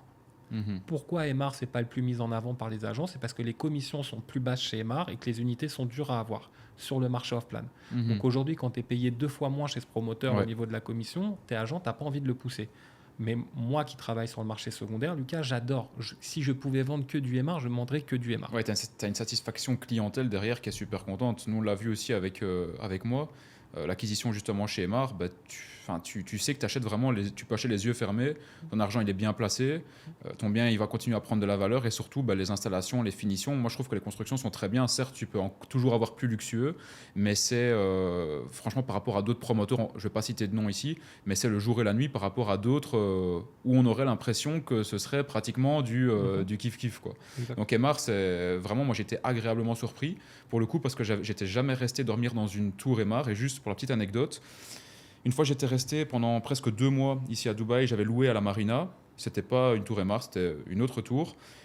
Et en fait, j'ai passé les 2 mois, les 2 pires mois au niveau du sommeil de ma vie, quoi. J'avais mon Apple Watch, mais je regarde toujours mes cercles, ils étaient rouges et oranges toutes les nuits, tellement en fait, t'entends le bruit. Et marre, je suis à Downtown, t'as les travaux qui sont juste autour de moi, j'entends que dalle pendant la nuit, quoi. Et ça, c'est vraiment gage de qualité. Et c'est là où tu te dis, ouais, les constructions qu'ils font, ok, ça coûte un peu plus cher à l'achat, mais tu peux dormir sur ton bien pendant 15-20 ans, t'es ultra tranquille, quoi. Ouais, et en fait, avant tout, Emar, t'achètes une localisation. Alors après, on va être très honnête, Lucas. Toi, tu as un projet qui a été livré il y a moins de 4 ans. Tu as une des dernières tours en réalité de Downtown. Donc tu as aussi des finitions supérieures à des tours Emar d'il y a 15 ans, par exemple. Mais toujours est-il que ton argent est en sécurité quand tu as acheté du Emar. Donc, petite parenthèse aussi, ton expérience avec Emar est agréable. Vente facile, autorisation de vente du promoteur facile, tu as une application Emar aujourd'hui, tu as besoin de quoi que ce soit, tu vas sur ton application, tu peux tout faire. Ça aussi, c'est agréable. Une maintenance de qualité, encore une fois, des localisations premium, des amenities, juste ce qu'il faut. Ils n'en mettent pas pour rien, ils mettent ce qu'il faut, c'est parfait, c'est bien dosé. Finalement, des designs assez épurés, minimalistes, tout ce que moi j'aime. Donc aujourd'hui, Emar, indéniablement. Si tu veux jouer la sécurité avec aussi des moyens importants, bah, tu as aujourd'hui Naril et Meras, qui sont 2 promoteurs qui sont gouvernementaux, qui ont fusionné d'ailleurs, qui n'en font plus qu'un. Aujourd'hui, bah, tu sais que quand tu achètes Naril ou Meras, c'est le gouvernement. Pour que les gens puissent un peu situer, Naril, c'est le master développeur notamment de La Palme ou de quartiers comme JVC, ils revendent des terrains, mais en gros, quand tu achètes du Naril, bon, bah, encore une fois, c'est le gouvernement. Et pour donner Meras, c'est Blue Waters et c'est City Walk, par exemple. Tu vois. Donc, encore une fois, quand tu achètes ça, tu as une tranquillité, tu as juste à regarder City Walk, le développement du quartier, des prix là-bas, bon, bah, tu as compris, il n'y a pas de souci. Tu as des quartiers de Meras qui ont un peu moins fonctionné quand même, il faut le dire, mais c'est pareil, quand tu achètes Emar, Meras, Naril, ils ne peuvent pas se permettre d'avoir des flops. Donc même quand tu as des quartiers comme la mer de Meras qui ont été un peu moins dynamiques à un moment donné, ils vont faire des choses pour redonner la dynamique aussi à leur quartier, parce que c'est leur vitrine. Donc aujourd'hui, ça, c'est des sécurités d'investissement totales. Ensuite, tu as Ellington qui a une excellente réputation par rapport à la qualité, aux finitions et à leur livraison. Moi, je fais des remises des clés, c'est impeccable, on n'a rien à faire. Ça, c'est agréable. Par contre, tu as des prix qui peuvent être aussi un peu plus chers. Donc ça, c'est important de faire tes choix. Tu as Shoba, par exemple, qui a une excellente qualité de construction parce qu'ils ne sous-traitent pas, ils font tout eux-mêmes, mais des superficies plus petites et un rapport au square feet qui n'est pas évident, beaucoup d'unités disponibles, des plus-values plus compliquées. Donc, tu peux avoir des avantages et des inconvénients, même chez des promoteurs avec des super qualités. Et après, aujourd'hui, bah, moi, Imtiaz, parce qu'on se dit les choses, moi, ma clientèle, elle n'est pas que constituée d'acheteurs qui ont des gros moyens, c'est aussi des tickets d'entrée plus bas, une clientèle francophone qui veut du one bed, du studio, des petits deux beds. Et bah, Imtiaz, aujourd'hui, dans la gamme de prix inférieure, aujourd'hui, c'est une valeur sûre, livraison dans les temps, très bonne qualité, bonne valeur de revente, très bonne valeur locative, et ça, c'est important. Et je ne sais pas si on aura l'occasion de revenir dessus après, donc je fais tout de suite une parenthèse sur ça. On dit toujours qu'en immobilier, c'est location, location, location, les 3 points. Oui, d'une manière générale. Mais à Dubaï, et je te l'avais déjà dit, le promoteur est important. En France, en Belgique, tu vas jamais demander à quelqu'un « Ah, tu as acheté une maison, tu as acheté un appart, mais c'est qui le promoteur derrière ?» On ne sait pas, en fait, on s'en fiche. Mais ici, quand tu rencontres quelqu'un, tu habites dans quel quartier? Ah, j'habite à la Marina, j'habite là. Ok, tu es dans quel tour? Mais quand on demande la tour, on demande le promoteur. Et aujourd'hui, moi, j'ai des projets, par exemple, à JVC. Là, je vais te prendre un exemple. À 100 mètres d'écart, j'ai 2 projets qui ont été livrés dans le même laps de temps. Ceux qui connaissent le marché verront certainement ce à quoi je pense. Tu en as un où j'ai des valeurs locatives proches de 45 000 pour des studios et l'autre où on est à 60 000. Tu as 15 000 dirhams, donc si tu rapportes à la valeur globale, c'est un énorme pourcentage de différence sur des biens quasiment vendus au même prix à l'époque. Ah ouais. Quasi, un petit peu, tu vois, mais le rapport n'est pas équilibré finalement sur la mise en location. Donc, la qualité du promoteur donne une valeur locative aussi très forte et ta valeur de revente est hyper importante. Donc, pour moi, aujourd'hui, je limite mes accompagnements à certains promoteurs. On en avait déjà parlé aussi, tu vois, Lucas, moi, si quelqu'un vient me demander certains promoteurs, je pourrais me dire, je prends ma commission, je m'en fiche, je ne vends pas. Je vais te recommander autre chose. Tu veux pas autre chose, tu veux ça, je comprends, fais-le avec un autre agent. Je veux pas les galères qu'il y a derrière et j'ai pas envie d'avoir ta déception dans 3 ans. Et comme je t'ai déjà dit, Lucas, Dieu merci, c'est pas alimentaire pour moi une commission à la fin du mois. Mon fils ira bien, tu vois, il va bien manger, je suis content. Donc, moi, je veux vendre des promoteurs de qualité pour vous, pour ma tranquillité à moi. Et aujourd'hui, même si tu achètes une localisation en devenir ou un peu moins premium avec un bon promoteur, c'est que normalement, il y a une vision aussi pour eux derrière. Ouais, et tu parlais justement des zones, donc on va je pense, prendre les zones les plus communes, en tout cas qu'on connaît le plus, Marina, Downtown, Palm, etc. Si tu devais faire un classement au niveau de toi des top 5 zones que tu vends le plus, ce serait lesquelles? Donc du coup, les investisseurs, que ce soit français, belges ou suisses, donc ta clientèle, ils investissent où dans quelle zone est-ce qu'ils investissent le plus, quoi? Alors, les zones, si tu veux, je vais essayer de te segmenter un peu. Comme ça, on va aborder la question d'une manière plus large. Aujourd'hui, on va dire, premier segment, c'est l'ultra-luxe. Une villa sur la Palme, un penthouse extraordinaire à Downtown, certaines communautés de villas, on va dire l'ultra-luxe qui est un monde un peu à part. C'est pas tous les jours qu'on fait des ventes là-bas, c'est une réalité. Donc ça, c'est un segment à part. Ensuite, tu vas avoir toutes les localisations touristiques. Downtown, Marina, Palme. Principalement ces trois-là, où tu as un type d'investissement pour moi qui est hyper safe et c'est pour ça que je t'ai recommandé Downtown dès le début de nos échanges. Ensuite, tu vas avoir les quartiers résidentiels premium. Dubai Hills, par exemple, ou Creek Harbour. Ça, pour moi, c'est le troisième segment. Et tu as le quatrième segment, sur lequel beaucoup d'investisseurs francophones se positionnent, c'est les quartiers résidentiels qui ne seront pas premium, mais des quartiers résidentiels type GVC, Arjan, Motor City, Dubai Residence Complex qui se développent en ce moment. Aujourd'hui, factuellement, la clientèle francophone, en volume de vente, s'intéresse à ces quartiers résidentiels non premium. Parce que les tickets d'entrée, on va dire, même si ça a changé avec le temps, 150 à 170 000 euros pour un studio, 250 000 euros grosso modo pour un one bed, donc c'est des tickets d'entrée assez faciles. Donc le plus gros du volume de vente, il se fait là-dessus. Donc moi, j'ai vendu énormément de GVC et d'Arjan sur ces tickets-là, qui proposent des très bonnes rentabilités. On pourra après faire le parallèle entre les différents quartiers. Donc GVC, Arjan, Downtown, après tu as des sensibilités particulières, Lucas. Moi, je suis arrivé à Dubaï. Comme je t'ai dit, mon meilleur ami Mathieu vivait à Downtown. Donc moi, mes premiers pas à Dubaï, c'est Downtown. Et tu as souvent deux écoles. Tu as l'école Marina Palm et l'école Downtown. Moi, j'aime Downtown. J'aime l'énergie qu'il y a là-bas. Pas forcément la journée parce qu'on bosse et tout, mais l'énergie le soir, le canal de Business Bay, les fontaines, le Dubai Mall, les habitudes dans les cafés. Moi, j'aime Downtown. Donc, je suis heureux de le vendre. Et après, c'est aussi important, Lucas, on a des spécialités entre guillemets. J'ai déjà un spectre très large sur le marché, mais aujourd'hui, je connais moins Marina. Pour être très sincère, je vends moins. C'est des plus vieux buildings, j'ai moins d'appétence, moins de sensibilité, j'en vends moins. Pareil, la PAM, c'est un marché un peu particulier qui est très fermé. C'est pas évident, tu vois. Donc aujourd'hui, moi, principalement, c'est des quartiers résidentiels. Donc, Arjan, GVC, Dubai Residence Complex aujourd'hui qui se développe beaucoup, Downtown sur lequel j'ai vendu. Après, Dubai Hills, j'aime beaucoup. Et Dubai Creek aussi, qui est moi personnellement, quartier résidentiel premium, mon coup de cœur. J'adore Creek Harbour, tu vois. Donc j'aime aller vendre là-bas dès que j'en ai l'occasion. Et maintenant, pour parler vraiment rentabilité, je sais que les rentabilités sont très différentes si tu compares des zones résidentielles ou bien des zones plus premium comme Downtown, etc. Mais prenons par exemple des zones qui sont premium, donc par exemple Downtown, Palm ou la Marina.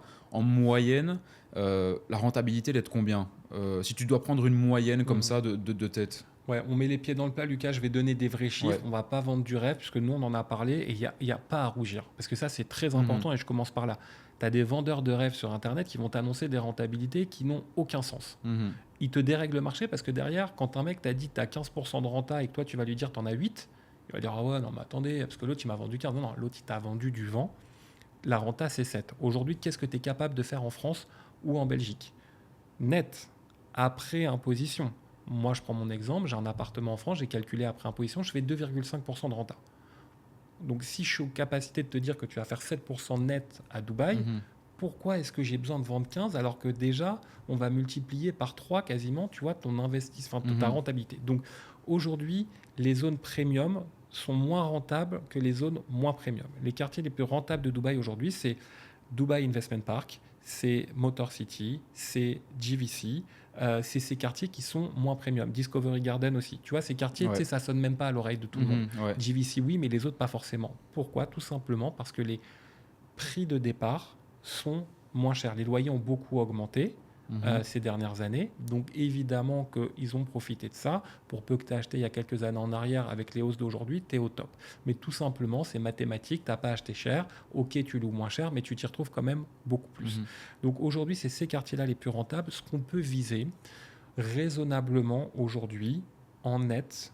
Alors, c'est plus dur aussi avec les prix off-plan d'aujourd'hui, mais quelle sera la réalité aussi du marché des locations dans 3 ans, Mhm. il faudra voir. Mais aujourd'hui, tu vois, moi-même, les reventes que je fais sur, par exemple, du Imtiaz à JVC, et je te donne un net de chez net, après avoir payé la DLD, équivalent frais de notaire, après avoir payé les frais d'agence, après avoir payé les frais de tosti, j'arrive à 7%.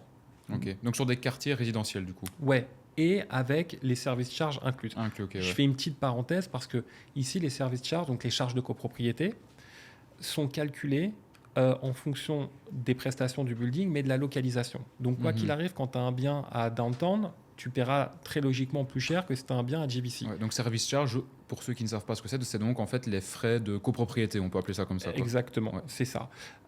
Donc ça va avoir un impact dans ta rentabilité. Donc quand tu as un quartier un peu moins premium, on va dire tu as des charges de copropriété un peu plus basses. Donc en général aussi ça s'ajoute. Donc pour résumer, on va dire 7-8% sans trop forcer sur les quartiers résidentiels non premium. Et là, parce qu'on avait fait le calcul à deux aussi, sur pas qu'un seul bien, mais sur plusieurs biens, par exemple sur un quartier comme JVC, tu as du 7-8% net sur de la location long terme. Hein. Exactement. Parce que si maintenant tu fais la location court terme, généralement tu as des rentabilités qui sont beaucoup plus élevées, plus de management aussi, mais sur de la location long terme, moi c'est ça vraiment que je trouve vraiment choquant par rapport à d'autres villes, sans aller viser un marché qui est de l'ultra luxe, en visant en fait un marché qui est à ticket d'entrée égal à un marché en France, dans des villes pas très connues ou en Belgique.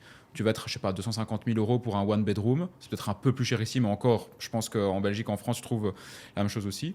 Tu es à du 7-8% net. Après tous les frais, tu n'as pas d'imposition ici. C'est incroyable, quoi. Donc, on parle aussi beaucoup de correction de marché. Beaucoup qui disent « Ah non, mais les prix vont s'écrouler. C'est pas normal d'avoir des rentabilités aussi élevées. » Moi, je pense, ça ne reste que mon avis, on verra si ça se vérifie ou pas, mais peut-être que je me trompe totalement. Moi, je pense que les locations vont rester très élevées, elles vont continuer à augmenter d'année en année. Et la rentabilité, elle va tout simplement baisser parce qu'en fait, la valeur des propriétés va continuer à monter. En fait. Au lieu qu'on ait des 250 000 euros pour one bedroom, ben, ça va monter peut-être à 300, 350 000. Et du coup, ben, ta rentabilité, elle sera un peu moins bonne parce que la value du bien sera plus haute. Quoi. Bah, alors, je finis juste, Lucas, parce que comme ça, j'aurais donné l'info par rapport aux valeurs locatives. Donc, j'ai dit 7-8 sur les quartiers non résidentiels. On peut monter jusqu'à 10 sur certains biens. On descendra rarement en dessous des 7. Parce que ça intéressera aussi ceux qui n'ont pas eu, qui voulaient la réponse. Sur les quartiers plus premium, tu seras peut-être plutôt à 5 ou 6% de rentabilité nette. Tu vois, donc on va dire tu peux mettre 2-3 points de différence en pourcentage. Voilà. Maintenant, encore une fois, ton argent, quand tu l'as placé sur du patrimonial, sur des localisations premium, tu as moins de renta, mais tu as plus de perspectives de plus-value et tu as une sécurité de placement qui est aussi hyper importante à considérer. Moi, c'est pareil, c'est du cas par cas. On en a parlé, Lucas. Quand tu investis un certain budget, ce qui a été le cas pour toi, bah, je suis content de t'amener sur downtown plutôt que sur un quartier résidentiel moins premium. Ok, tu apportes plus de rentabilité tout de suite. Maintenant, toi, tu as un super bien Aymar en plein downtown. Ça, c'est important aussi. Donc, en gros, tu passes de 5-6 à 7-8, voire plus, en fonction des quartiers. Mais plus tu prends en général, en gros, du premium sur des prime locations, comme on dit, plus ta rentabilité sera basse, mais plus tes perspectives de plus-value seront hautes. Et à l'inverse, tes perspectives de plus-value sont plus réduites sur du quartier résidentiel, mais des meilleures rentabilités. Du coup, c'est en fait c'est la question que beaucoup de gens se posent, où les gens disent en fait, les rentabilités, elles sont trop hautes, le marché va s'écrouler, ou bien on est dans une bulle, ça va se cracher. Comme je disais, moi, ma perspective, je pense que ça va pas s'écrouler, c'est juste que la correction de marché, elle va se faire en fait à la hausse, ou pour moi, la valeur des biens, je pense pour moi, si on regarde dans 10 ans, je pense que trouver des one bedroom à 200, 250 000 qui sont quand même assez premium sur des quartiers comme JVC, tu pourras plus en trouver en fait. Et c'est pour ça que les rentabilités vont se corriger et on va peut-être plus tendre après vers des quartiers résidentiels. Peut-être que je me trompe totalement. Hein. On va peut-être plus tendre vers des quartiers résidentiels à du peut-être 4-5% et sur du quartier plus premium peut-être à du 3-4, j'en sais rien. Quoi. Bah écoute, de toute façon, moi Lucas, ça c'est aussi un argument que j'apporte à mes investisseurs. C'est que si vous avez une renta à 2,5 en France, qu'aujourd'hui je vous promets 8, même si demain vous passez à 6, ou même à 4 ou à 5, c'est de toute façon déjà le double de ce que vous avez en France. Donc au pire des cas, les arrières sont assurés. Même si évidemment, ce n'est pas le but et on veut toujours plus de rentabilité. Moi, je vais m'appuyer sur de la data. Parce qu'aujourd'hui, c'est pareil, personne n'a de boule de cristal dans un sens comme dans l'autre. Comme je t'ai dit, si on m'avait dit il y a 2 ans qu'on en serait là aujourd'hui, j'y aurais même pas pensé. C'est aussi l'optimisme de chacun. Moi, j'ai toujours tendance, quand j'investis, à être sécuritaire et avoir une vision pessimiste. Et tant mieux si je me trompe, mais je préfère ça que l'inverse, d'être trop Exact. optimiste. Et si je me plante, j'ai mal fait mes calculs. Aujourd'hui, il faut considérer plusieurs choses. On reviendra peut-être sur le plan 2040 après, tu me diras si tu veux qu'on l'évoque rapidement, mais tu as une vision sur Dubaï. Historiquement, Dubaï, c'est donner les moyens de ses ambitions à chaque fois. Donc aujourd'hui, quand il y a des choses qui sont mises en place par Dubaï, ça va au bout et moi j'y crois. Donc on a un plan qui va faire une hausse de population, donc une demande de logement qui doit être absorbée. Factuellement, aujourd'hui, sur les 5 dernières années, Dubaï a accueilli 600 000 personnes de plus sur 5 ans. Donc, tu as un peu plus de 100 000 personnes par an. Et là, je parle de 2020 à 2025. Donc, vraiment des personnes qui viennent s'installer ici, quoi. Exactement. Alors, en tout cas, qui ont un visa accordé, qui sont considérés comme des résidents. Donc, d'une manière ou d'une autre, soit ils vivent ici, soit ils ont des affaires ici, soit ils ont de l'immobilier ici. Donnée très importante aussi, mais on va aborder le plan 2040 après, peut-être plus en détail. Donc, par rapport à ça, moi, je regarde 2 choses. Les ventes et les locations. J'ai regardé l'augmentation des loyers sur les dernières années, on était à peu près de 20% par an, environ. Encore une fois, à pondérer d'une année sur l'autre, c'est énorme. C'est énorme. Mais de toute façon, une personne qui est là depuis 5 ans à Dubaï s'en rend très vite compte. On a tous vu les loyers exploser et c'est ce qui fait aussi que beaucoup de personnes maintenant commencent à acheter parce que finalement, on ne s'y retrouve plus sur la location. Moi, le premier, j'ai acheté parce qu'aujourd'hui, j'ai fait mes calculs. Avec mon levier bancaire, je paye moins cher que mon loyer pour mieux. J'en profite juste pour te poser une question par rapport à ça, à l'augmentation du loyer. Est-ce qu'ici, aux Émirats, et notamment à Dubaï, est-ce que tu as aussi une indexation comme en Europe, par exemple en Belgique, tu peux indexer ton appartement que de autant de pourcents à l'année. Est-ce qu'ici, il y a aussi des règles là-dessus ou pas? Oui. Alors, c'est encadré. Tu ne peux pas chasser un locataire comme bon te semble et c'est des contrats de 1 an. Donc, tous les ans, tu peux revoir en réalité le loyer selon un encadrement de la RERA. Malheureusement, l'encadrement RERA, il était vraiment en faveur des locataires puisqu'ils n'ont pas vraiment rehaussé l'indicateur à hauteur de la hausse de 20% que je te dis. Donc, s'ils l'ont augmenté, peut-être, encore une fois, je peux me planter sur les chiffres, on va dire peut-être de 5%, la hausse réelle était de 20%. Donc, en fait, foncièrement, tu es un peu bloqué. Donc, ce que font beaucoup de gens, tout simplement, il y a beaucoup plus de turnover ici. Et c'est pour ça que même quand tu regardes les datas à Dubaï, tu as les nouvelles locations et les renouvellements de location. Donc, si tu as un locataire qui ne veut pas quitter ton appartement depuis 10 ans, bah ouais, t'es un peu embêté, ta valeur locative, elle est pas dingue, même si tu le rehausses un petit peu. Par contre, s'il part et que tu mets un nouveau locataire, là, tu vas pouvoir en général carrément booster. Mais oui, en tout cas, il y a un encadrement. C'est un gros sujet, Lucas, donc il faudrait limite qu'on passe un quart d'heure dessus pour que je t'explique tout bien. Mais ouais, c'est encadré. Mais ce que je voulais te donner comme information importante, c'est de mettre en corrélation donc les ventes immobilières et l'augmentation des loyers, comme je t'ai dit, 20%. Moi, c'est ce que je donne à tous mes investisseurs. Vous ne pouvez pas me dire que les appartements à Dubaï ne sont pas occupés ou qu'il y a trop de construction aujourd'hui, encore, j'insiste, quand on a une hausse de 20%. Mathématiquement, ça n'a aucun sens de contrecarrer cet argument. C'est factuel. Et je vais même te donner un autre argument intéressant, puisque je l'ai regardé justement hier au détour de je ne sais plus quoi, qui expliquait que le taux de vacances à Dubaï, donc le taux de vacances des appartements, a été réduit de 3%, je crois, sur les 3 dernières années.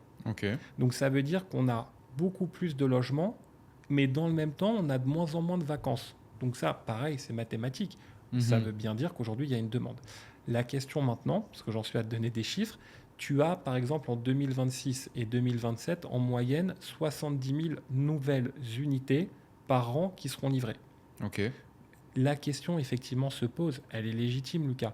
On a 70 000 logements, ce n'est pas 70 000 personnes, parce qu'un logement, c'est potentiellement 2, 3, 4, 5 personnes. Tu vois. Donc, est-ce que cette offre locative va être absorbée par la demande? Est-ce qu'elle va juste finalement corréler un peu les prix de marché? Est-ce qu'on aura toujours autant d'attractivité et finalement toujours autant de monde qui vont continuer d'arriver, donc on va continuer d'augmenter parce que finalement c'est qu'une balance des offres-demande. Exact. Tu vois. Et ce que tu disais sur les loyers, c'est exactement ça, Lucas. C'est mathématique. Aujourd'hui, moi, quand je fais une proposition, je me base sur les loyers d'aujourd'hui. Donc, si je te dis qu'un studio à GVC, sa valeur locative aujourd'hui, elle va être à 60 sur un projet Imtiaz, bah, je peux te justifier un prix de vente à 750. Maintenant, si demain, la valeur locative, elle passe à 50, bah, forcément, le prix de vente, je ne peux plus justifier un ROI intéressant. Le promoteur ne peut plus justifier un prix de vente. Donc, forcément, ça va se rééquilibrer. Donc, s'il y a à un moment donné plus d'offres, les prix seront tirés vers le bas, mais très important aussi, le gouvernement n'autorise pas les constructions n'importe comment. Ils sont aussi là pour encadrer et anticiper l'afflux de population qui va arriver. Mhm. Ok. Ok. Et du coup, on va en parler tout de suite par rapport à Dubaï, la vision de Dubaï 2040. Tu vas me dire toi ce que tu en penses, surtout avec ton point de vue dans l'immobilier. Mais moi, c'est quand même l'impression que j'ai. Alors, il y a beaucoup de gens qui disent ouais, ça surconstruit. Par exemple, JVC, c'est vrai que tu vas à JVC, il y a des tours de partout qui sont en construction. Ça construit encore beaucoup. En fait, même à Dubaï Downtown, on le voit, il y a encore beaucoup de plots qui sont libres. Ça fait pousser des tours. Mais j'ai quand même l'impression que, comme tu le disais, il y a de plus en plus de monde qui vient chaque année. Et surtout, il y a vraiment un critère à prendre en compte, c'est qu'en Europe, et même je pense dans le monde entier, il y a encore beaucoup de personnes qui ont entendu parler de Dubaï, mais qui ne sont jamais venus mettre les pieds ici, alors que ce sont des personnes qui ont le profil parfait pour venir vivre ici, qui sont entrepreneurs, qui peuvent s'acheter un bien, etc. ici. Et je trouve que là, Dubaï, en fait, c'est comme le Bitcoin, si on le compare à ça. En fait, quand le Bitcoin était à 40 000 dollars, tout le monde disait, ouais, là, on a atteint vraiment le maximum, c'est impossible qu'il aille à 60 000, même à 100 000 dollars. Et finalement, en fait, ceux qui ont pris la courbe à ce moment-là ont encore pu faire pratiquement un x3 sur le Bitcoin, quoi. Et j'ai vraiment l'impression que Dubaï, si on regarde la courbe, certes, on est haut, mais que derrière, on peut encore monter tellement parce que quand on voit tout ce qu'ils sont occupés de développer, ce qu'ils sont occupés de mettre en place pour attirer plus de monde, quand on voit la situation géopolitique en Europe et même dans le monde entier, c'est pas rose comme à Dubaï, quoi. On regarde l'Europe, etc. On sent que les gens, ils ont de plus en plus envie de partir, ils en ont marre de la situation en fait en Europe. Et je pense que des zones comme Dubaï qui ont tout compris et qui ont vraiment en fait avalé toutes les erreurs qu'on a pu faire en Europe pour vraiment créer un monde sur une base qui est très saine, je pense, et peut-être que je me trompe totalement, mais je pense vraiment que dans les 10 prochaines années, la population ici, elle va continuer à exploser et que du coup, même si ça construit beaucoup, si tu es dans des zones comme GVC, même des quartiers résidentiels comme tu en parlais, je pense pas que tu peux te tromper en investissant là. Après, encore une fois, peut-être que dans 10 ans, il y en aura qui me diront, putain Lucas, ouais, tu t'es vachement planté sur ce que tu as dit dans le podcast, mais en tout cas, en voyant comment le monde change et comment les gens ont envie de bouger, et surtout toutes les personnes qui ne connaissent pas encore Dubaï, je crois que Dubaï a encore là les 20 prochaines années, 20-30 prochaines années, des belles années devant lui, quoi. Donc du coup, voilà, ton avis, toi, sur la question. Moi, je suis convaincu de ça. Mon sentiment à moi, c'est d'être au bon endroit au bon moment. Dans 50 ans, dans 100 ans, j'en sais rien. Aujourd'hui, la croissance des Émirats, parce qu'on n'a même pas Des parlé que de Émirats, à Dubaï, fond.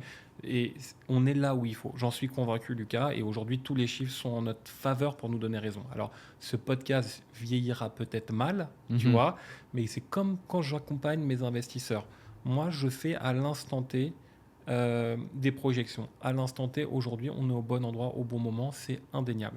La vision de Dubaï et des Émirats, elle est exceptionnelle. Pour tous les Français qui, des fois, se permettent de juger les Émirats, on ne peut pas aujourd'hui, vu la situation française et européenne, factuellement aujourd'hui, critiquer le développement des Émirats qui est exceptionnel. Il y a des choses qui ne sont pas parfaites, on sait ce que c'est, il n'y a aucun problème. À pondérer quand même, quand on vit ici, on n'a pas le même regard que quand on n'est pas ici. Mhm. Euh, Notamment les conditions de travail, c'est ces choses-là que je peux évoquer. Mais attention, déjà, c'est beaucoup moins ou beaucoup plus trompeur qu'il n'y paraît de l'extérieur. Donc aujourd'hui, factuellement, on est au bon endroit au bon moment, j'en suis convaincu. Le plan 2040, je te l'évoque rapidement et je vais rebondir sur ce que tu as dit parce que c'est hyper intéressant. Le plan 2040, grosso modo, c'est 3 points. Un, c'est l'augmentation de la population pour 2040, à savoir de passer aujourd'hui 4 millions d'habitants à Dubaï. 3 millions 9 et des poussières exactement, mais on va dire 4 millions. Donc d'arriver dans 15 ans à 6 millions. Certaines projections annoncent même 7 millions et plus. Aujourd'hui, la vision, en tout cas, 2040, c'est Ok, 6 ouais. millions d'habitants. Donc, tu vois, les constructions d'aujourd'hui, elles ne vont pas servir à rien. On attend encore 2 millions de personnes. Très important, Lucas, parce que ça, on n'en parle pas assez. Tu as la population qui vit ici, mais il y a une chose importante. Dubaï, aujourd'hui, c'est une destination touristique mondiale. Je crois qu'on est dans le top 3 et peut-être même mieux placé que le 3. Mhm. Euh, L'année dernière, 2024, c'est 19 millions de touristes à Dubaï. Alors oui, il y en a peut-être qui ont juste fait un petit transit rapide, machin, mais factuellement, tu as 19 millions de touristes à Dubaï en 2024. Donc tu ajoutes Mhm. finalement lycée sur l'année 19 millions de personnes à Dubaï en plus de nos 4 millions. Donc même ça, en fait, tu ne peux pas regarder un nombre d'unités par rapport à un nombre d'habitants en occultant le fait que les touristes ne sont pas surtout ici ils sont pas tous dans des hôtels. Il y a énormément d'Airbnb, ça marche très fort. Tu as un taux d'occupation à quasi 100% certains mois ou Mhm. 100% certains mois. Il y a une demande pour ça. Donc 6 millions d'habitants en 2040, un développement touristique qui est en croissance parce que pour donner une data, il y a 2 ans, en 2022, pardon, tu avais 14,5 millions de touristes. Tu Mhm. es à 19 millions 2 ans plus tard.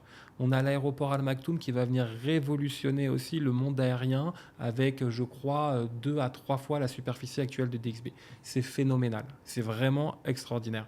Donc tu vas avoir un afflux encore plus fort de touristes. Tu as une population qui va augmenter. Donc en tout cas, ça c'est la vision numéro 1 du plan 2040, c'est l'augmentation de la population et en annexe, on va dire, le développement de l'attractivité Mhm. touristique. Deuxièmement, tu as le développement des espaces verts. C'est un vrai sujet ici, la qualité de l'air, le fait qu'il fasse chaud, le Mhm. cadre de vie, on va dire, donc doublement des espaces verts dans les 15 prochaines années. Tu le vois, Lucas, tu es là, quand tu te balades en voiture chez Xayed, tu prends un rond-point, tu vois de plus en Ouais. plus d'espaces verts installés. Donc ça, c'est une considération aussi qu'on va mettre dans la case écologie. Mhm. Éco-responsabilité, on y vient à Dubaï, c'est important. Donc ça, c'est dans la volonté de Dubaï. Tu as le dernier point, c'est le développement des transports en commun. On a un vrai sujet aussi. Juste. Aujourd'hui, tout le monde a sa voiture. Si tu n'as pas de voiture, c'est compliqué. La volonté de Dubaï, je vais accélérer sur ça très simplement, c'est que tu aies à moins de 800 mètres de chaque habitation une station de transport en commun, métro, bus, principalement. Donc je ne te dis pas que tu auras le métro à 800 mètres de chaque habitation, mais tu auras au moins une station de bus. C'est l'objectif Mhm. dans 15 ans. Donc aujourd'hui, on a le développement du métro, on a le développement de la ligne entre Dubaï et Abu Dhabi aussi, on a le développement évidemment des bus, tu as de plus en plus d'infrastructures, les routes qui commencent aussi à s'élargir, des nouveaux ponts, donc il y a aussi une volonté de développer les transports en commun ici. Mhm. Une fois qu'on a dit ça, Lucas, on a nos 3 points principaux de la vision 2040 et je rebondis sur ce que tu as dit parce que pour moi, c'est le plus important. Aujourd'hui, Dubaï, c'est attractif pas pour la vision 2040, en réalité, c'est pas ça le plus important. C'est qu'aujourd'hui, on propose quelque chose que le reste du monde ne propose pas.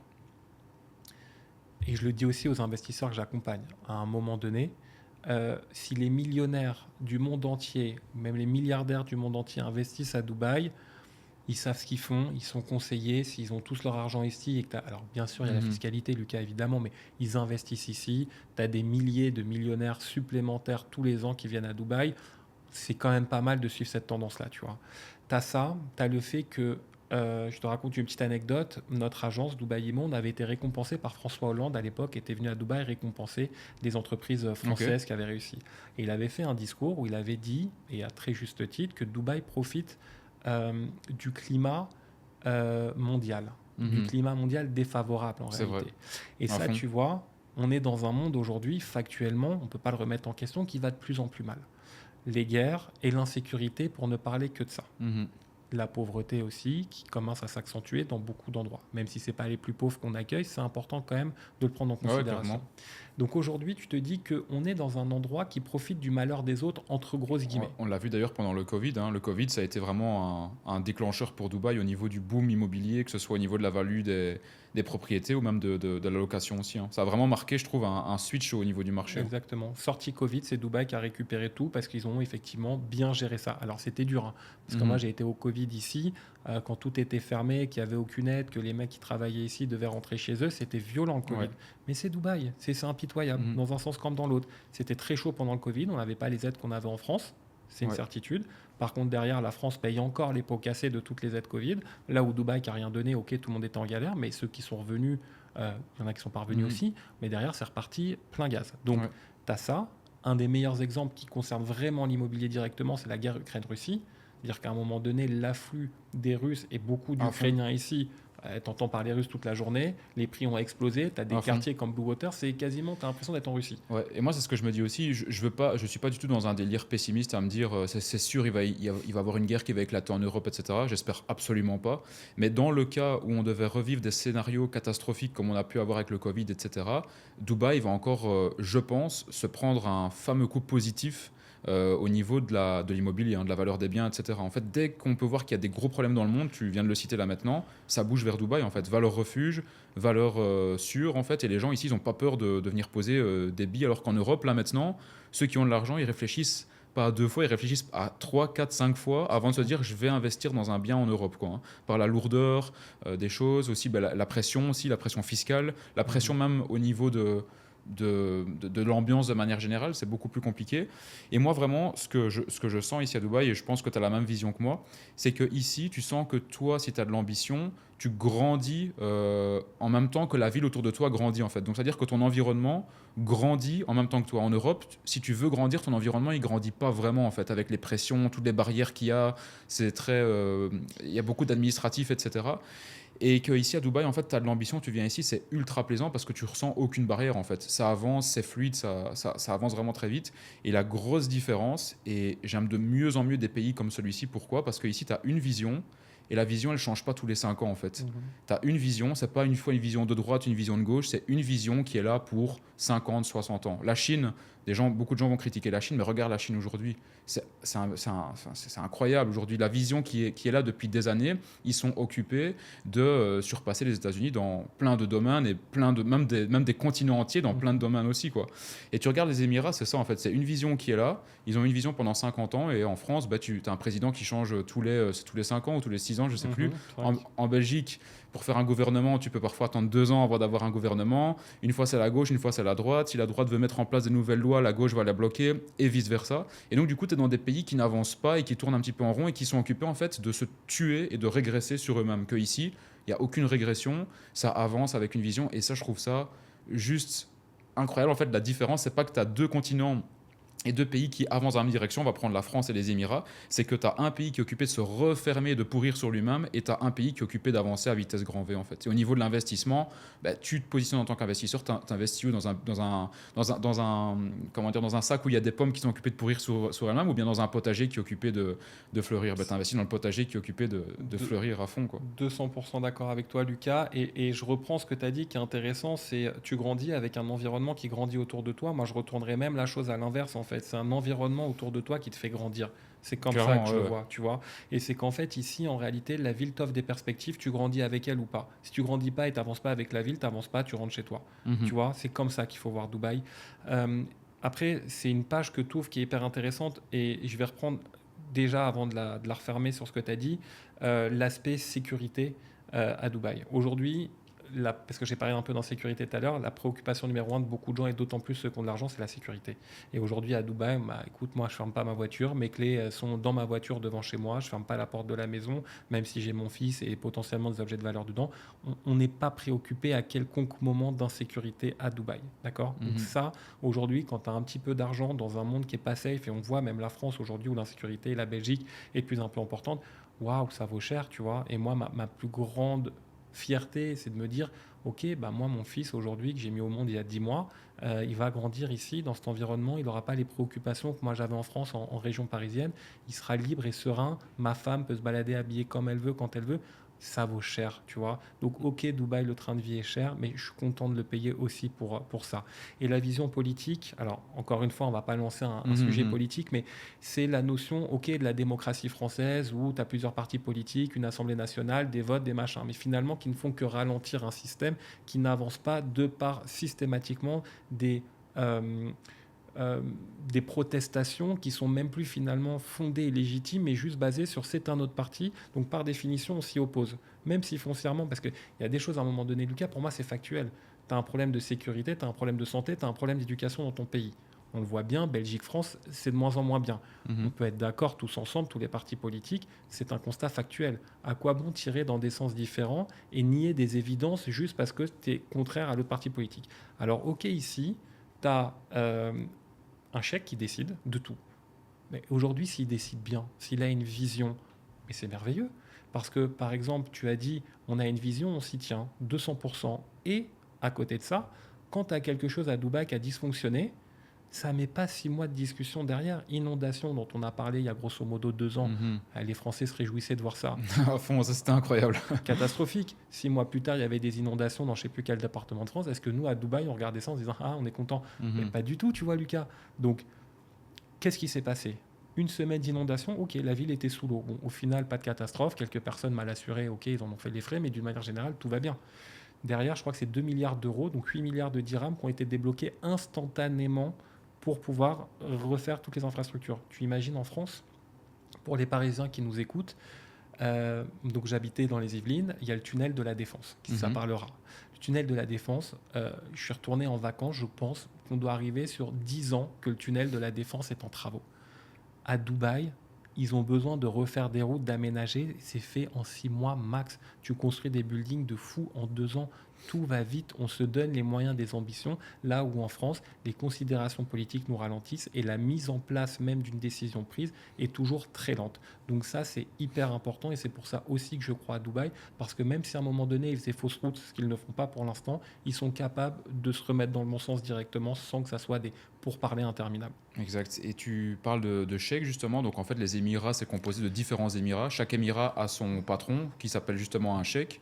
J'aimerais bien qu'on parle rapidement juste des autres Émirats aussi, parce qu'on parle beaucoup de Ras Al Khaimah, le casino qui va arriver, etc. Grosse opportunité immobilière.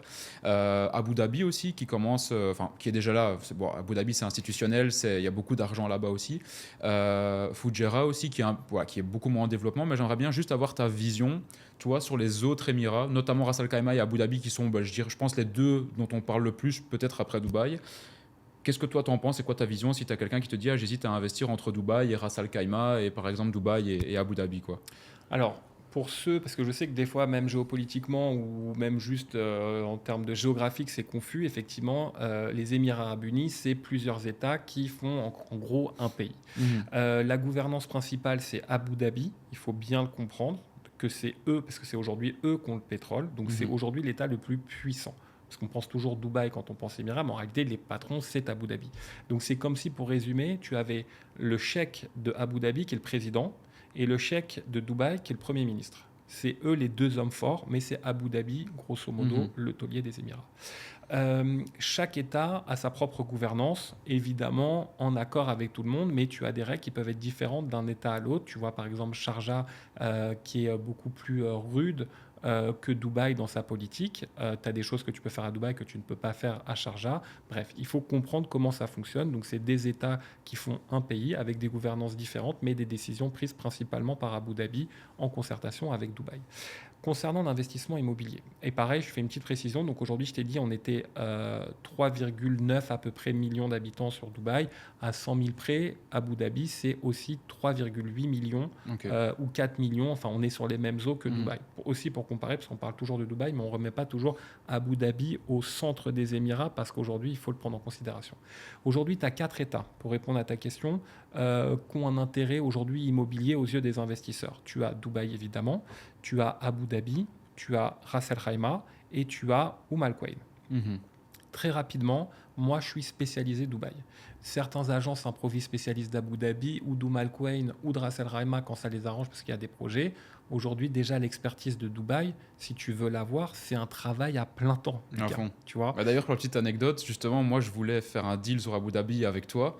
Et tu m'as dit directement, écoute Lucas, moi je pourrais prendre ma commission et t'accompagner là-bas, mais je préfère te dire, écoute, avance avec des agents de là-bas que moi d'aller à Abu Dhabi parce que je connais pas vraiment le marché. J'ai d'ailleurs apprécié beaucoup le fait que tu me dises ça, parce que ça montre aussi l'éthique de travail et la droiture, et ça fait plaisir. Mais comme tu dis, je me doute bien que juste avoir Dubaï à couvrir en termes d'immobilier, c'est déjà travail à plus que plein temps, quoi. Ouais, c'est un travail à plein temps et c'est là aussi où tu vois, Lucas, tu l'as vu, parce que je peux te parler d'éthique, je vais même pas le mettre en avant plus que ça non plus dans le podcast, mais tu le vois, c'est l'essence de mon travail, c'est de travailler avec éthique. Et aujourd'hui, te faire perdre du temps à t'accompagner sur Abu Dhabi alors qu'un autre agent pourra le faire mieux que moi, ça sert à rien et c'est de bonne guerre. Tu vois. Et si les agents d'Abu Dhabi faisaient ça pour les agents de Dubaï, indirectement, je récupérais ça. Donc, voilà.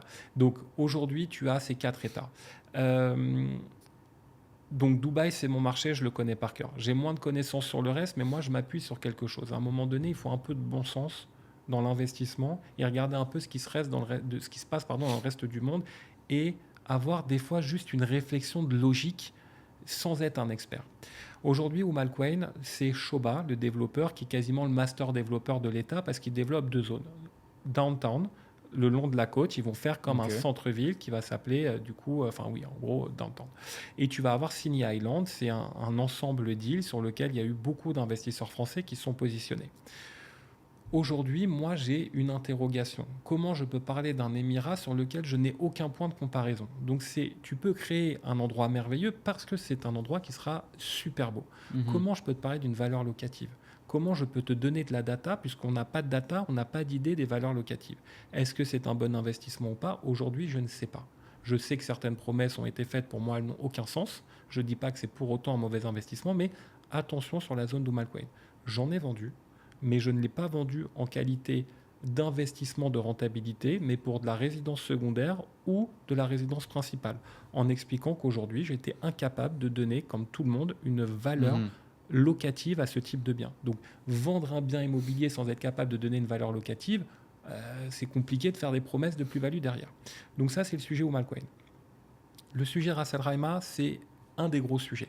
Pourquoi? Parce que Dubaï, preuve aussi à un moment donné de l'ouverture d'esprit des Émirats pour les personnes sceptiques en France, on a les jeux d'argent qui sont autorisés, la licence de jeux d'argent, donc casino, qui sont autorisés. Le premier endroit où ils lancent le casino, c'est Ras Al Khaimah, avec donc le groupe Wynn, un casino extraordinaire qui a d'ailleurs très très bien avancé. Profitant de l'essor du casino à Ras Al Khaimah, il y a énormément de développements immobiliers qui ont été faits tout autour. Moi, je n'en ai pas vendu, Lucas. Ce podcast vieillira peut-être très mal parce que j'aurai tort sur ce que je vais te dire maintenant. Je l'assumerai. Encore une fois, je suis pragmatique, je fais avec ma vision. Tu aurais un autre agent, il t'expliquerait peut-être par A plus B pourquoi Ras Al Khaimah est un super investissement. Et disclaimer, si des gens ont acheté à Ras Al Khaimah, je ne leur dis pas que c'est un mauvais investissement, mais je vais te donner moi les doutes que j'ai dessus et pourquoi je n'ai pas accompagné de personne dessus. Parce que les prix proposés à Ras Al Khaimah pour une zone émergente étaient déjà chers et quasiment les prix de Dubaï. Pourquoi aujourd'hui tu veux que je t'accompagne à Ras Al Khaimah sur un futur potentiel alors que je peux t'accompagner à Dubaï sur quelque chose qui a déjà fait ses preuves? Je préfère t'accompagner à Dubaï. Aujourd'hui, le seul intérêt de Ras Al Khaimah, c'est le casino. Aujourd'hui, tu vas à Ras Al Khaimah, il n'y a rien de spécial. Tu vas juste avoir du développement immobilier, mais tu n'as pas de société implantée, tu n'as rien. Donc, tu achètes un appartement là-bas, c'est ça à quoi il faut penser. Et on en a parlé quand on parlait d'Abu Dhabi. Moi, je t'ai donné des conseils sur Abu Dhabi basés sur une logique, mais pas sur la connaissance de marché. Aujourd'hui, qui vont être les occupants de tes logements à Ras Al Khaimah? Il y en a eu énormément. C'est pas comme s'ils avaient livré 3 buildings. Ils ont livré des dizaines de milliers d'unités. Qui va remplir ça? Donc, tu n'as pas d'habitants à l'année, puisqu'aujourd'hui, tu n'as pas de société, tu n'as pas de poumon économique, tu n'as rien. Donc, tu n'as personne qui vit à l'année à Ras Al Khaimah pour occuper du moins tous ces logements. Donc, tu t'adresses aux touristes et aux joueurs de casino, principalement, puisque c'est eux qui vont venir. Donc, finalement, qu'est-ce que tu dis? Tu dis, OK, les touristes... D'accord, sauf qu'aujourd'hui, moi, si j'ai envie de miser sur les touristes, je mise toujours sur Dubaï, factuellement, et même sur Abu Dhabi, plus que Ras Al Khaimah. Et petite question, est-ce que c'est véridique ça ou pas, que la licence des casinos, elle n'est pas propre à juste Ras Al Khaimah, mais qu'elle est propre à tous les Émirats? Et donc que c'est possible que tu as un casino qui arrive à Abu Dhabi, à Yas Island ou à Dubaï par après, quoi. C'était le coup de grâce que j'allais mettre à Ras Al Khaimah avec ça. Je le garde pour la fin parce que c'est le dernier point hyper important. Donc Ras Al Khaimah, ta logique, c'est quoi? Qui va l'occuper? Pas des locataires à l'année, potentiellement donc des vacanciers qui seront de toute façon toujours plus attirés par Dubaï ou qui passeront quelques jours par Ras Al Khaimah, mais Dubaï restera plus intéressant. Donc tu vises quoi? Les clients du casino. Déjà, les clients du casino, tu en as la plupart qui vont loger dedans ou dans les hôtels avoisinants, et aucun joueur de casino qui se respecte, entre guillemets, ou qui joue beaucoup, un gros joueur, il n'ira jamais dans un Airbnb. C'est des gens qui vont dans des hôtels. Tu n'auras finalement pas des familles particulièrement, puisque c'est quand même une clientèle particulière. Le casino, c'est des bandes de potes, c'est des hommes, c'est pas des familles. Donc à un moment donné, les familles vont dans des Airbnb, les gens qui ne sont pas des familles ont moins tendance à y aller. Mais ok, il y en aura un petit peu. D'accord? Mais selon moi, pas de quoi couvrir toutes les unités. Et encore une fois, ça vieillira peut-être très mal ce que je dis, mais est-ce que les gens vont passer leur semaine entière? Parce que Ras Al Khaimah, ça attire des touristes locaux. Aujourd'hui, un Français, il ne va pas en vacances à Ras Al Khaimah. Il va en vacances à Dubaï et au mieux, il passe par Ras Al Khaimah. Par contre, un résident de Dubaï ou des Émirats voisins va à Ras Al Khaimah. Je le fais des fois, une petite staycation le week-end. Donc, ok, tu vas remplir potentiellement ton appartement le week-end, mais qu'est-ce qui va se passer du lundi au vendredi? Est-ce que Ras Al Khaimah sera capable d'attirer des touristes et surtout d'attirer des touristes qui vont rester longtemps, tu vois? Et moi, je dis toujours, je vais dans une destination, ok, j'ai envie d'aller au casino, il est extraordinaire, il est nouveau, ok, je vais aller passer 3 jours. Mais je ne vais pas rester plus, et puis je vais retourner à Dubaï, c'est là que ça se passe, tu vois. Et en fait, moi, je pars du principe qu'aucune personne qui va venir aux Émirats peut ne pas passer par Dubaï. Par contre, je considère que des gens qui viennent à Dubaï n'ont pas besoin de passer forcément dans les autres Émirats. Et pour finir, parce que c'est le point le plus important, tu l'as très justement dit, aujourd'hui, la licence de jeu, elle est ouverte à tous les Émirats. Ok. Ou du moins ceux qui le voudraient. Par exemple, Sharjah, je n'ai pas l'information, mais il n'y a pas un monde où Sharjah aura un jour un casino. Mais aujourd'hui, Abu Dhabi... Donc ça, c'est quand même une information qui est vachement importante parce que tous les gens qui misent à fond sur Ras Al Khaimah en disant et en pensant que ce sera vraiment l'endroit où il n'y aura que les casinos à cet endroit-là, en réalité, dans 5 ans, il peut y avoir un casino à Dubaï ou à Abu Dhabi, quoi. Alors, le vrai sujet, il est sur Abu Dhabi. Abu Dhabi, officieusement, il se dit qu'il pourrait y avoir un casino avec le groupe MGM. Donc quand on commence à te sortir le nom du groupe, c'est plus que du réellement officieux. Donc aujourd'hui, les rumeurs, et il y aurait eu en septembre 2024 un dépôt de dossier de MGM pour avoir un casino à Abu Dhabi. Donnée intéressante, parce que j'avais creusé ce sujet à l'époque, aujourd'hui, l'autorité de réglementation des jeux aux Émirats, elle est dirigée, je crois que son nom c'est Jim Mullen, qui est l'ancien boss de MGM. Ok. Tu vois la logique où je veux en venir ? Ouais. Donc si tu as l'ancien boss de MGM qui aujourd'hui est à la tête de l'autorité des jeux, tu te doutes que le pont peut se faire. Alors attention, il est neutre, je ne suis pas en train de te dire qu'il y a un conflit d'intérêt et tout, mais ça peut aider. Et aujourd'hui, excuse-moi Lucas, vas-y. Non, vas-y, je te laisse terminer. Non, j'allais juste finir. Aujourd'hui, comme je t'ai expliqué tout à l'heure, c'est Abu Dhabi, on va dire, un peu le big boss des Émirats. Ouais. Donc, et surtout que Yas Island, quand tu regardes, ça fait sens d'avoir un casino qui est là. Quand tu vois tout ce qui arrive, tu as Disney, tu as le parc Harry Potter, c'est officiel aussi. Tu as la Sphère, la même Sphère qu'à Las Vegas. Tu as un casino qui vient se positionner là à côté du circuit de Formule 1 et tous les parcs. Ça fait même plus sens limite qu'un Ras Al Khaimah, quoi. Et moi, je pense, après je peux me tromper, et comme je t'ai dit, ça vieillira peut-être mal, je pense qu'il y avait aussi une volonté de dire à Ras Al Khaimah, ok, allez-y, nous on vous donne la primeur, développez-vous grâce à ça, parce qu'on ne va pas non plus tous se tirer dans les pattes, et nous on ouvrira notre casino si on a envie plus tard. Mais oui, aujourd'hui, factuellement, si Abu Dhabi a son casino avec MGM, il y a Disneyland qui arrive, tu as Yas Island qui devient juste en termes d'entertainment une destination incontournable des Émirats. Moi, j'ai très peur que si ça se confirme, sans parler du fait que ça peut arriver à Dubaï aussi derrière, mais si ça arrive juste à Abu Dhabi, aujourd'hui, faire Dubaï-Abu Dhabi ou Dubaï-Ras Al Khaimah, c'est plus sympa d'aller se faire les parcs, d'aller voir des événements sportifs à Abu Dhabi, à Yas Island qui est extraordinaire, que forcément d'aller à Ras Al Khaimah. Donc pour moi, si c'est confirmé qu'à Abu Dhabi, il y a un casino, je ne vois plus du tout, et certains m'expliqueront peut-être par A plus B pourquoi j'ai tort, mais l'intérêt de Ras Al Khaimah. Et encore une fois, par exemple, quand Shoba développe à Al Quwain, les prix sont bas. C'est-à-dire qu'aujourd'hui, tu peux acheter pour 1,1 million ou 1,2 million dirhams un one bed sur les projets de downtown d'Al Quwain. Des beaux appartements vue mer. Ok. Ouais, pas mal, ouais. Mais quand tu vas acheter à Ras Al Khaimah un appartement quasiment au même prix que Dubaï et pour certains projets encore plus cher, compliqué. Mais pour pas enterrer définitivement Ras Al Khaimah, il y a quand même, je pense, des projets qui vont tirer leur épingle du jeu, les plus jolis projets en bord de mer avec les meilleurs promoteurs. Mais j'ai beaucoup plus de doutes sur ceux qui ont acheté sur des projets plus confidentiels où là, je pense qu'il y aura moins d'attractivité. Ouais. Et pour finir juste sur les différents Émirats, Lucas, tu nous partageras peut-être aussi sur Abu Dhabi, mais moi je crois fortement à Abu Dhabi et le game changer c'est clairement Disney. C'est annoncé, c'est officiel. Abu Dhabi va exploser, notamment Yas Island, c'est sûr. Ouais. Ben moi, pour te donner mon avis dessus, j'aime beaucoup en parler parce que j'ai toujours été tiraillé en fait entre Dubaï et Yas Island, tu le sais. Moi, je t'ai contacté, c'était quand ? Je crois que c'était en février 2025. Ouais. Je t'ai dit, écoute Fabien, moi je viens aux Émirats, c'est pour investir clairement, et ce sera soit Dubaï ou ce sera soit Abu Dhabi. Finalement, j'ai penché pour Dubaï pour ce premier investissement-là.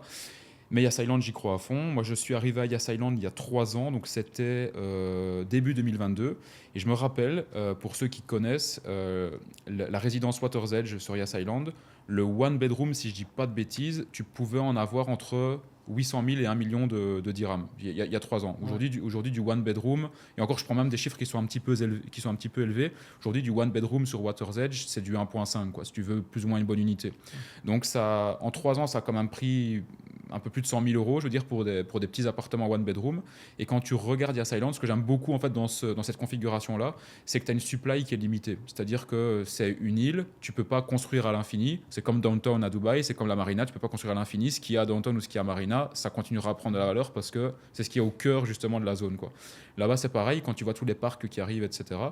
Et du coup, moi, j'y crois à fond. Et en fait, c'est vraiment ces zones un petit peu plus de luxe, Saadiyat Island, Farid Island, où Aldar occupé de développer Yas Island, pour moi, Si tu as un petit peu d'argent à placer, je pense pas que tu peux te tromper au même titre que Downtown à Dubaï ou la Marina par exemple, quoi. Donc moi, mon avis, c'est juste que c'est des super invests et c'est de l'argent qui vraiment, tu peux dormir sur tes deux oreilles si tu places ton argent là-bas dans des projets qui sont bons, donc, par exemple Emaar à Dubaï ou Aldar à Abu Dhabi, quoi. 200% d'accord. Moi, je te l'ai dit exactement. Moi, mes recommandations, en réalité, là-bas, c'était de te dire fonce parce que je pense que c'est une très bonne idée. D'acheter avec Aldar, par contre, c'était entre guillemets la seule barrière que je te mettais, c'est va pas t'aventurer sur autre chose, Mhm. qu'aujourd'hui Aldar c'est la valeur sûre. Maintenant, clairement, encore une fois, Disney qui arrive, rien que ça, sans même parler du reste, c'est exceptionnel. Euh, je crois fortement aussi à ces investissements, mais je pense que la différence, et c'est ce que je t'ai dit, en réalité, c'est est-ce que tu as une vision un peu plus long terme Mhm. ou est-ce que tu veux prendre quelque chose tout de suite à Dubaï, tu sais qu'on n'a pas besoin d'attendre 5, 6, 7 ans Mhm. un Disney. Donc là, tu fais aussi un investissement avec une projection future plus forte. Mais c'est pareil aussi, hein, il faut le dire aux personnes qui pourraient se dire ah ouais, c'est pas mal, Abu Dhabi, c'est le moment d'acheter. Attention, tu le vis, Abu Dhabi est déjà cher. Tu vois, c'est pas Mhm. du tout un endroit où aujourd'hui tu as des coûts immobiliers à faire. Non, tu as un prix de marché qui est haut. Les derniers lancements d'Aldar, les OneBet, c'est 3,7 millions, 3,8 millions dirhams, donc presque 1 million d'euros avec les frais sur les nouveaux lancements. Alors, Ouais. ultra luxe, hein, mais encore une fois, voilà, Abu Dhabi, effectivement, faut considérer que tu as déjà un ticket d'entrée qui est élevé. À fond. Et justement, c'est une question que je voulais te poser, parce que moi, c'est un truc voilà, que je remarque sur le marché. On en a d'ailleurs un petit peu parlé la fois passée, mais je pense que c'est intéressant de le partager à ceux qui nous écoutent. Aujourd'hui, tu compares un projet qui est terminé. Je vais prendre des chiffres au hasard. Je veux dire, un projet qui est terminé, tu vas pouvoir acheter du one bedroom à 1,8 par exemple. Mhm. Et tu as un projet en off-plan que tu peux acheter juste à côté qui sera terminé dans 2 ans. Et le off-plan coûte plus cher que le projet qui est terminé ou le même prix. Donc, c'est-à-dire que tu vas avoir un immeuble A, tu peux acheter un appartement one bedroom qui va être à 1,8. À côté, tu as un immeuble B qui est en off-plan qui sera terminé 2 ans plus tard et les prix commencent à 1,8 par exemple. Mhm.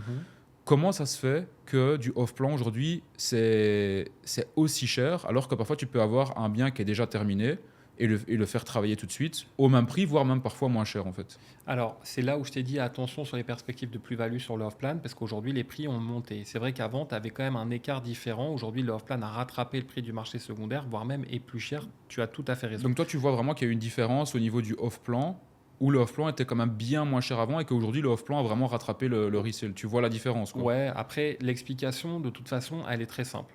Pourquoi, même en partant de ta configuration que tu m'as donnée, pourquoi est-ce que les gens vont quand même sur l'off-plan? Deux raisons principales. Un, le financement. Aujourd'hui, rentrer sur le marché secondaire, financièrement, c'est pas possible pour tout le monde. Deux, des projets qui sont plus attractifs. Parce qu'il Mhm. faut aussi comparer les tours dans le même quartier. C'est-à-dire que deux tours dans le même quartier ne sont pas du tout avec des prestations égales. Donc si je te dis, OK, aujourd'hui, tu as ce building-là à 1,7 million, mais par contre, attends, j'en ai un autre à 1,7 million, OK, il est livré dans 2 ans, tu ne vas pas faire de rentabilité. Mais déjà, je te propose potentiellement une plus-value à venir et en plus un projet qui est vachement plus sexy. Donc là, la question peut se poser. Mhm. Donc c'est ce qui fait qu'aujourd'hui, certaines personnes peuvent se dire, OK, je vais sur le off-plan. Mais pour parler très franchement, la majeure partie du temps, c'est qu'une histoire financière. Et je fais une toute petite parenthèse. Moi, mon accompagnement aujourd'hui, je comprends les besoins du client. Je suis désolé, mais je suis obligé d'aborder ce thème très vite avec eux. Combien vous avez disponible tout de suite? On ne peut pas parler à Dubaï sans la notion d'apport. Exact, ouais, ouais. Donc, si aujourd'hui tu me dis, bah, Fabien, j'ai 50 000 d'apport, ok, on oublie le marché secondaire, donc tu seras de toute façon obligé d'aller prendre la tour off plan, même si elle est livrée dans 2 ans, Mhm. juste par le financement. Ok. Et maintenant, je vais aborder une question qui est la question du mortgage, donc du crédit immobilier que tu peux faire dans les banques ici. D'ailleurs, c'est marrant, mais j'ai encore beaucoup de gens autour de moi qui sont pourtant des entrepreneurs aguerris, etc., qui ont même investi aux Émirats, mais qui ne savent pas que tu peux faire des crédits immobiliers ici, alors que ça existe maintenant depuis quand même pas mal d'années. Maintenant, les règles sont différentes en fonction de si tu es résident, si tu es non résident, l'apport que tu dois mettre, etc. Est-ce que tu pourrais un petit peu expliquer, par exemple, pour une personne qui veut acheter, je vais commencer par le resale, donc qui veut acheter un appartement qui est existant, euh, comment est-ce qu'il peut obtenir un crédit, quel est l'apport qu'il doit mettre, etc., quoi. Alors, pareil, Lucas, je vais le simplifier vraiment parce qu'en fait, il y a plein de subtilités. C'est un sujet sur lequel je me suis énormément penché parce que j'accompagne beaucoup d'investisseurs avec du levier bancaire ici. Il y a beaucoup de subtilités. Donc, je vais donner les règles, on va dire, Mhm. générales et faciles. Aujourd'hui, il y a une donnée hyper importante à comprendre. Un prêt immobilier, c'est ce qu'on appelle un mortgage, donc ça sera une hypothèque. Donc hypothèque, pour ceux qui ne savent pas, ça veut dire que ton bien est entre guillemets propriété de la banque Mhm. jusqu'à son paiement final. C'est leur garantie à eux. Donc ce n'est pas possible sur un projet off-plan de faire une hypothèque. Donc il faut quoi qu'il arrive que ce soit sur un bien livré. Donc, tu peux faire financer soit une propriété livrée, soit une dernière échéance d'un projet off-plan, puisque comme la propriété est livrée, tu peux faire financer une dernière échéance. Donc, OK? quand on parle de dernière échéance, pour bien que les gens comprennent, donc ça veut dire que sur du off-plan, tu vas pouvoir faire financer la dernière échéance qui est en général de 50%. Ça peut être moins, ça peut 40-50%. être, on va dire, entre 20 et 50%. Ok, donc cette dernière échéance-là, pour ceux qui veulent acheter sur plan et qui après pourraient se retrouver bloqués parce qu'ils ne peuvent plus avoir les moyens de financer, ils Exactement. pourraient à ce moment-là prendre un mortgage. Maintenant, avec un souci d'éthique et de transparence, si aujourd'hui tu es éligible à un crédit, est-ce que je peux te garantir que dans 3 ans, tes conditions seront les mêmes et tu le seras toujours? Donc ça veut dire que c'est un risque pour l'investisseur qui veut utiliser ça, c'est qu'il ne sera pas sûr 3 ans plus tard d'avoir la même éligibilité. Mhm. Il aura une porte de sortie, c'est la revente à la livraison, au pire des cas. Quoi qu'il arrive, si Ouais. tout va bien, il gagnera de toute façon de l'argent. Mais première donnée importante, sous hypothèque, tous les mortgages. D'accord. La deuxième chose, c'est entre un résident et un non-résident. Un non-résident serait éligible maximum à 50%. Ok. OK. Un résident sera éligible maximum à 80%. On va tout de suite expliquer que ça, c'est pour un salarié. Mhm. Un entrepreneur ou une personne, on va dire, à son compte, en général, ce sera plutôt 60%. Mhm. Donc 50% pour un non-résident et de 60 à 80% pour un résident en fonction de son statut. Ok. OK. Maintenant, c'est pas très difficile d'avoir un prêt ici à Dubaï, mais je vais juste aborder la question des intérêts. Aujourd'hui, pour un résident, on sera aux alentours de 4% pour un taux fixe pendant 3 à 5 ans. Ok.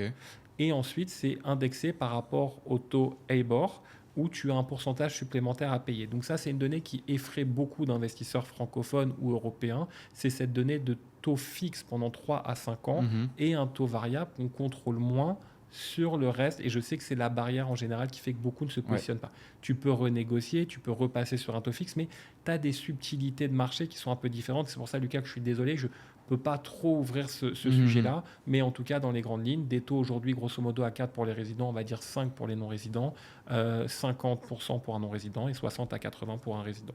Mais c'est un levier aujourd'hui que j'utilise de plus en plus. Mais honnêtement, je le fais principalement avec des investisseurs qui vivent ici à Dubaï, qui achètent des résidences principales pour eux ou des investissements Mhm. à but de rentabilité. Mais je m'adresse en général principalement aux investisseurs sur place. Bah écoute, je pense qu'on a fait le tour un petit peu de tout. Je pense qu'on pourrait encore rester Ouais, des assis heures. ici et parler encore pendant 2 heures. Mais ce que je te propose, c'est qu'on arrête le podcast ici. Je pense qu'on a, voilà, on a fait vraiment un beau tour global de toute la vision immobilier, Dubaï, etc. Et ce que je te propose, c'est que si on voit que les gens ont beaucoup de questions, etc., bah, c'est qu'on se retrouve dans un prochain peut-être podcast qu'on pourrait refaire en abordant d'autres points, en abordant peut-être même des questions que la communauté pourrait poser. Et si jamais bah, vous êtes intéressé de voilà, prendre contact avec Fabien, sachez qu'il y a un lien juste en dessous de la vidéo et vous pouvez comme ça bah, prendre contact avec Fabien et discuter avec lui pour voir si jamais bah, voilà, il peut vous accompagner et vous aider dans vos investissements immobiliers ici justement sur Dubaï. Je te remercie en tout cas Fabien, c'était ultra intéressant, ultra agréable et bah, j'espère qu'on aura l'occasion d'en refaire un autre et bah, je te souhaite vraiment aussi une bonne continuation dans tous tes projets bah, immobiliers, accompagnement, etc. Eh ben, écoute, merci beaucoup Lucas encore pour l'invitation. C'était un super moment. Effectivement, on aurait pu passer des heures et j'ai pas vu le temps passer non plus. Que les personnes n'hésitent pas. S'il y a des questions supplémentaires, comme tu l'as dit, avec grand plaisir. Et je pense qu'il y a plein de sujets qu'on pourra aborder avec grand plaisir. Si encore une fois, ça donne envie à certains de nous revoir tous les deux ensemble, ça sera avec grand plaisir. Merci à toi.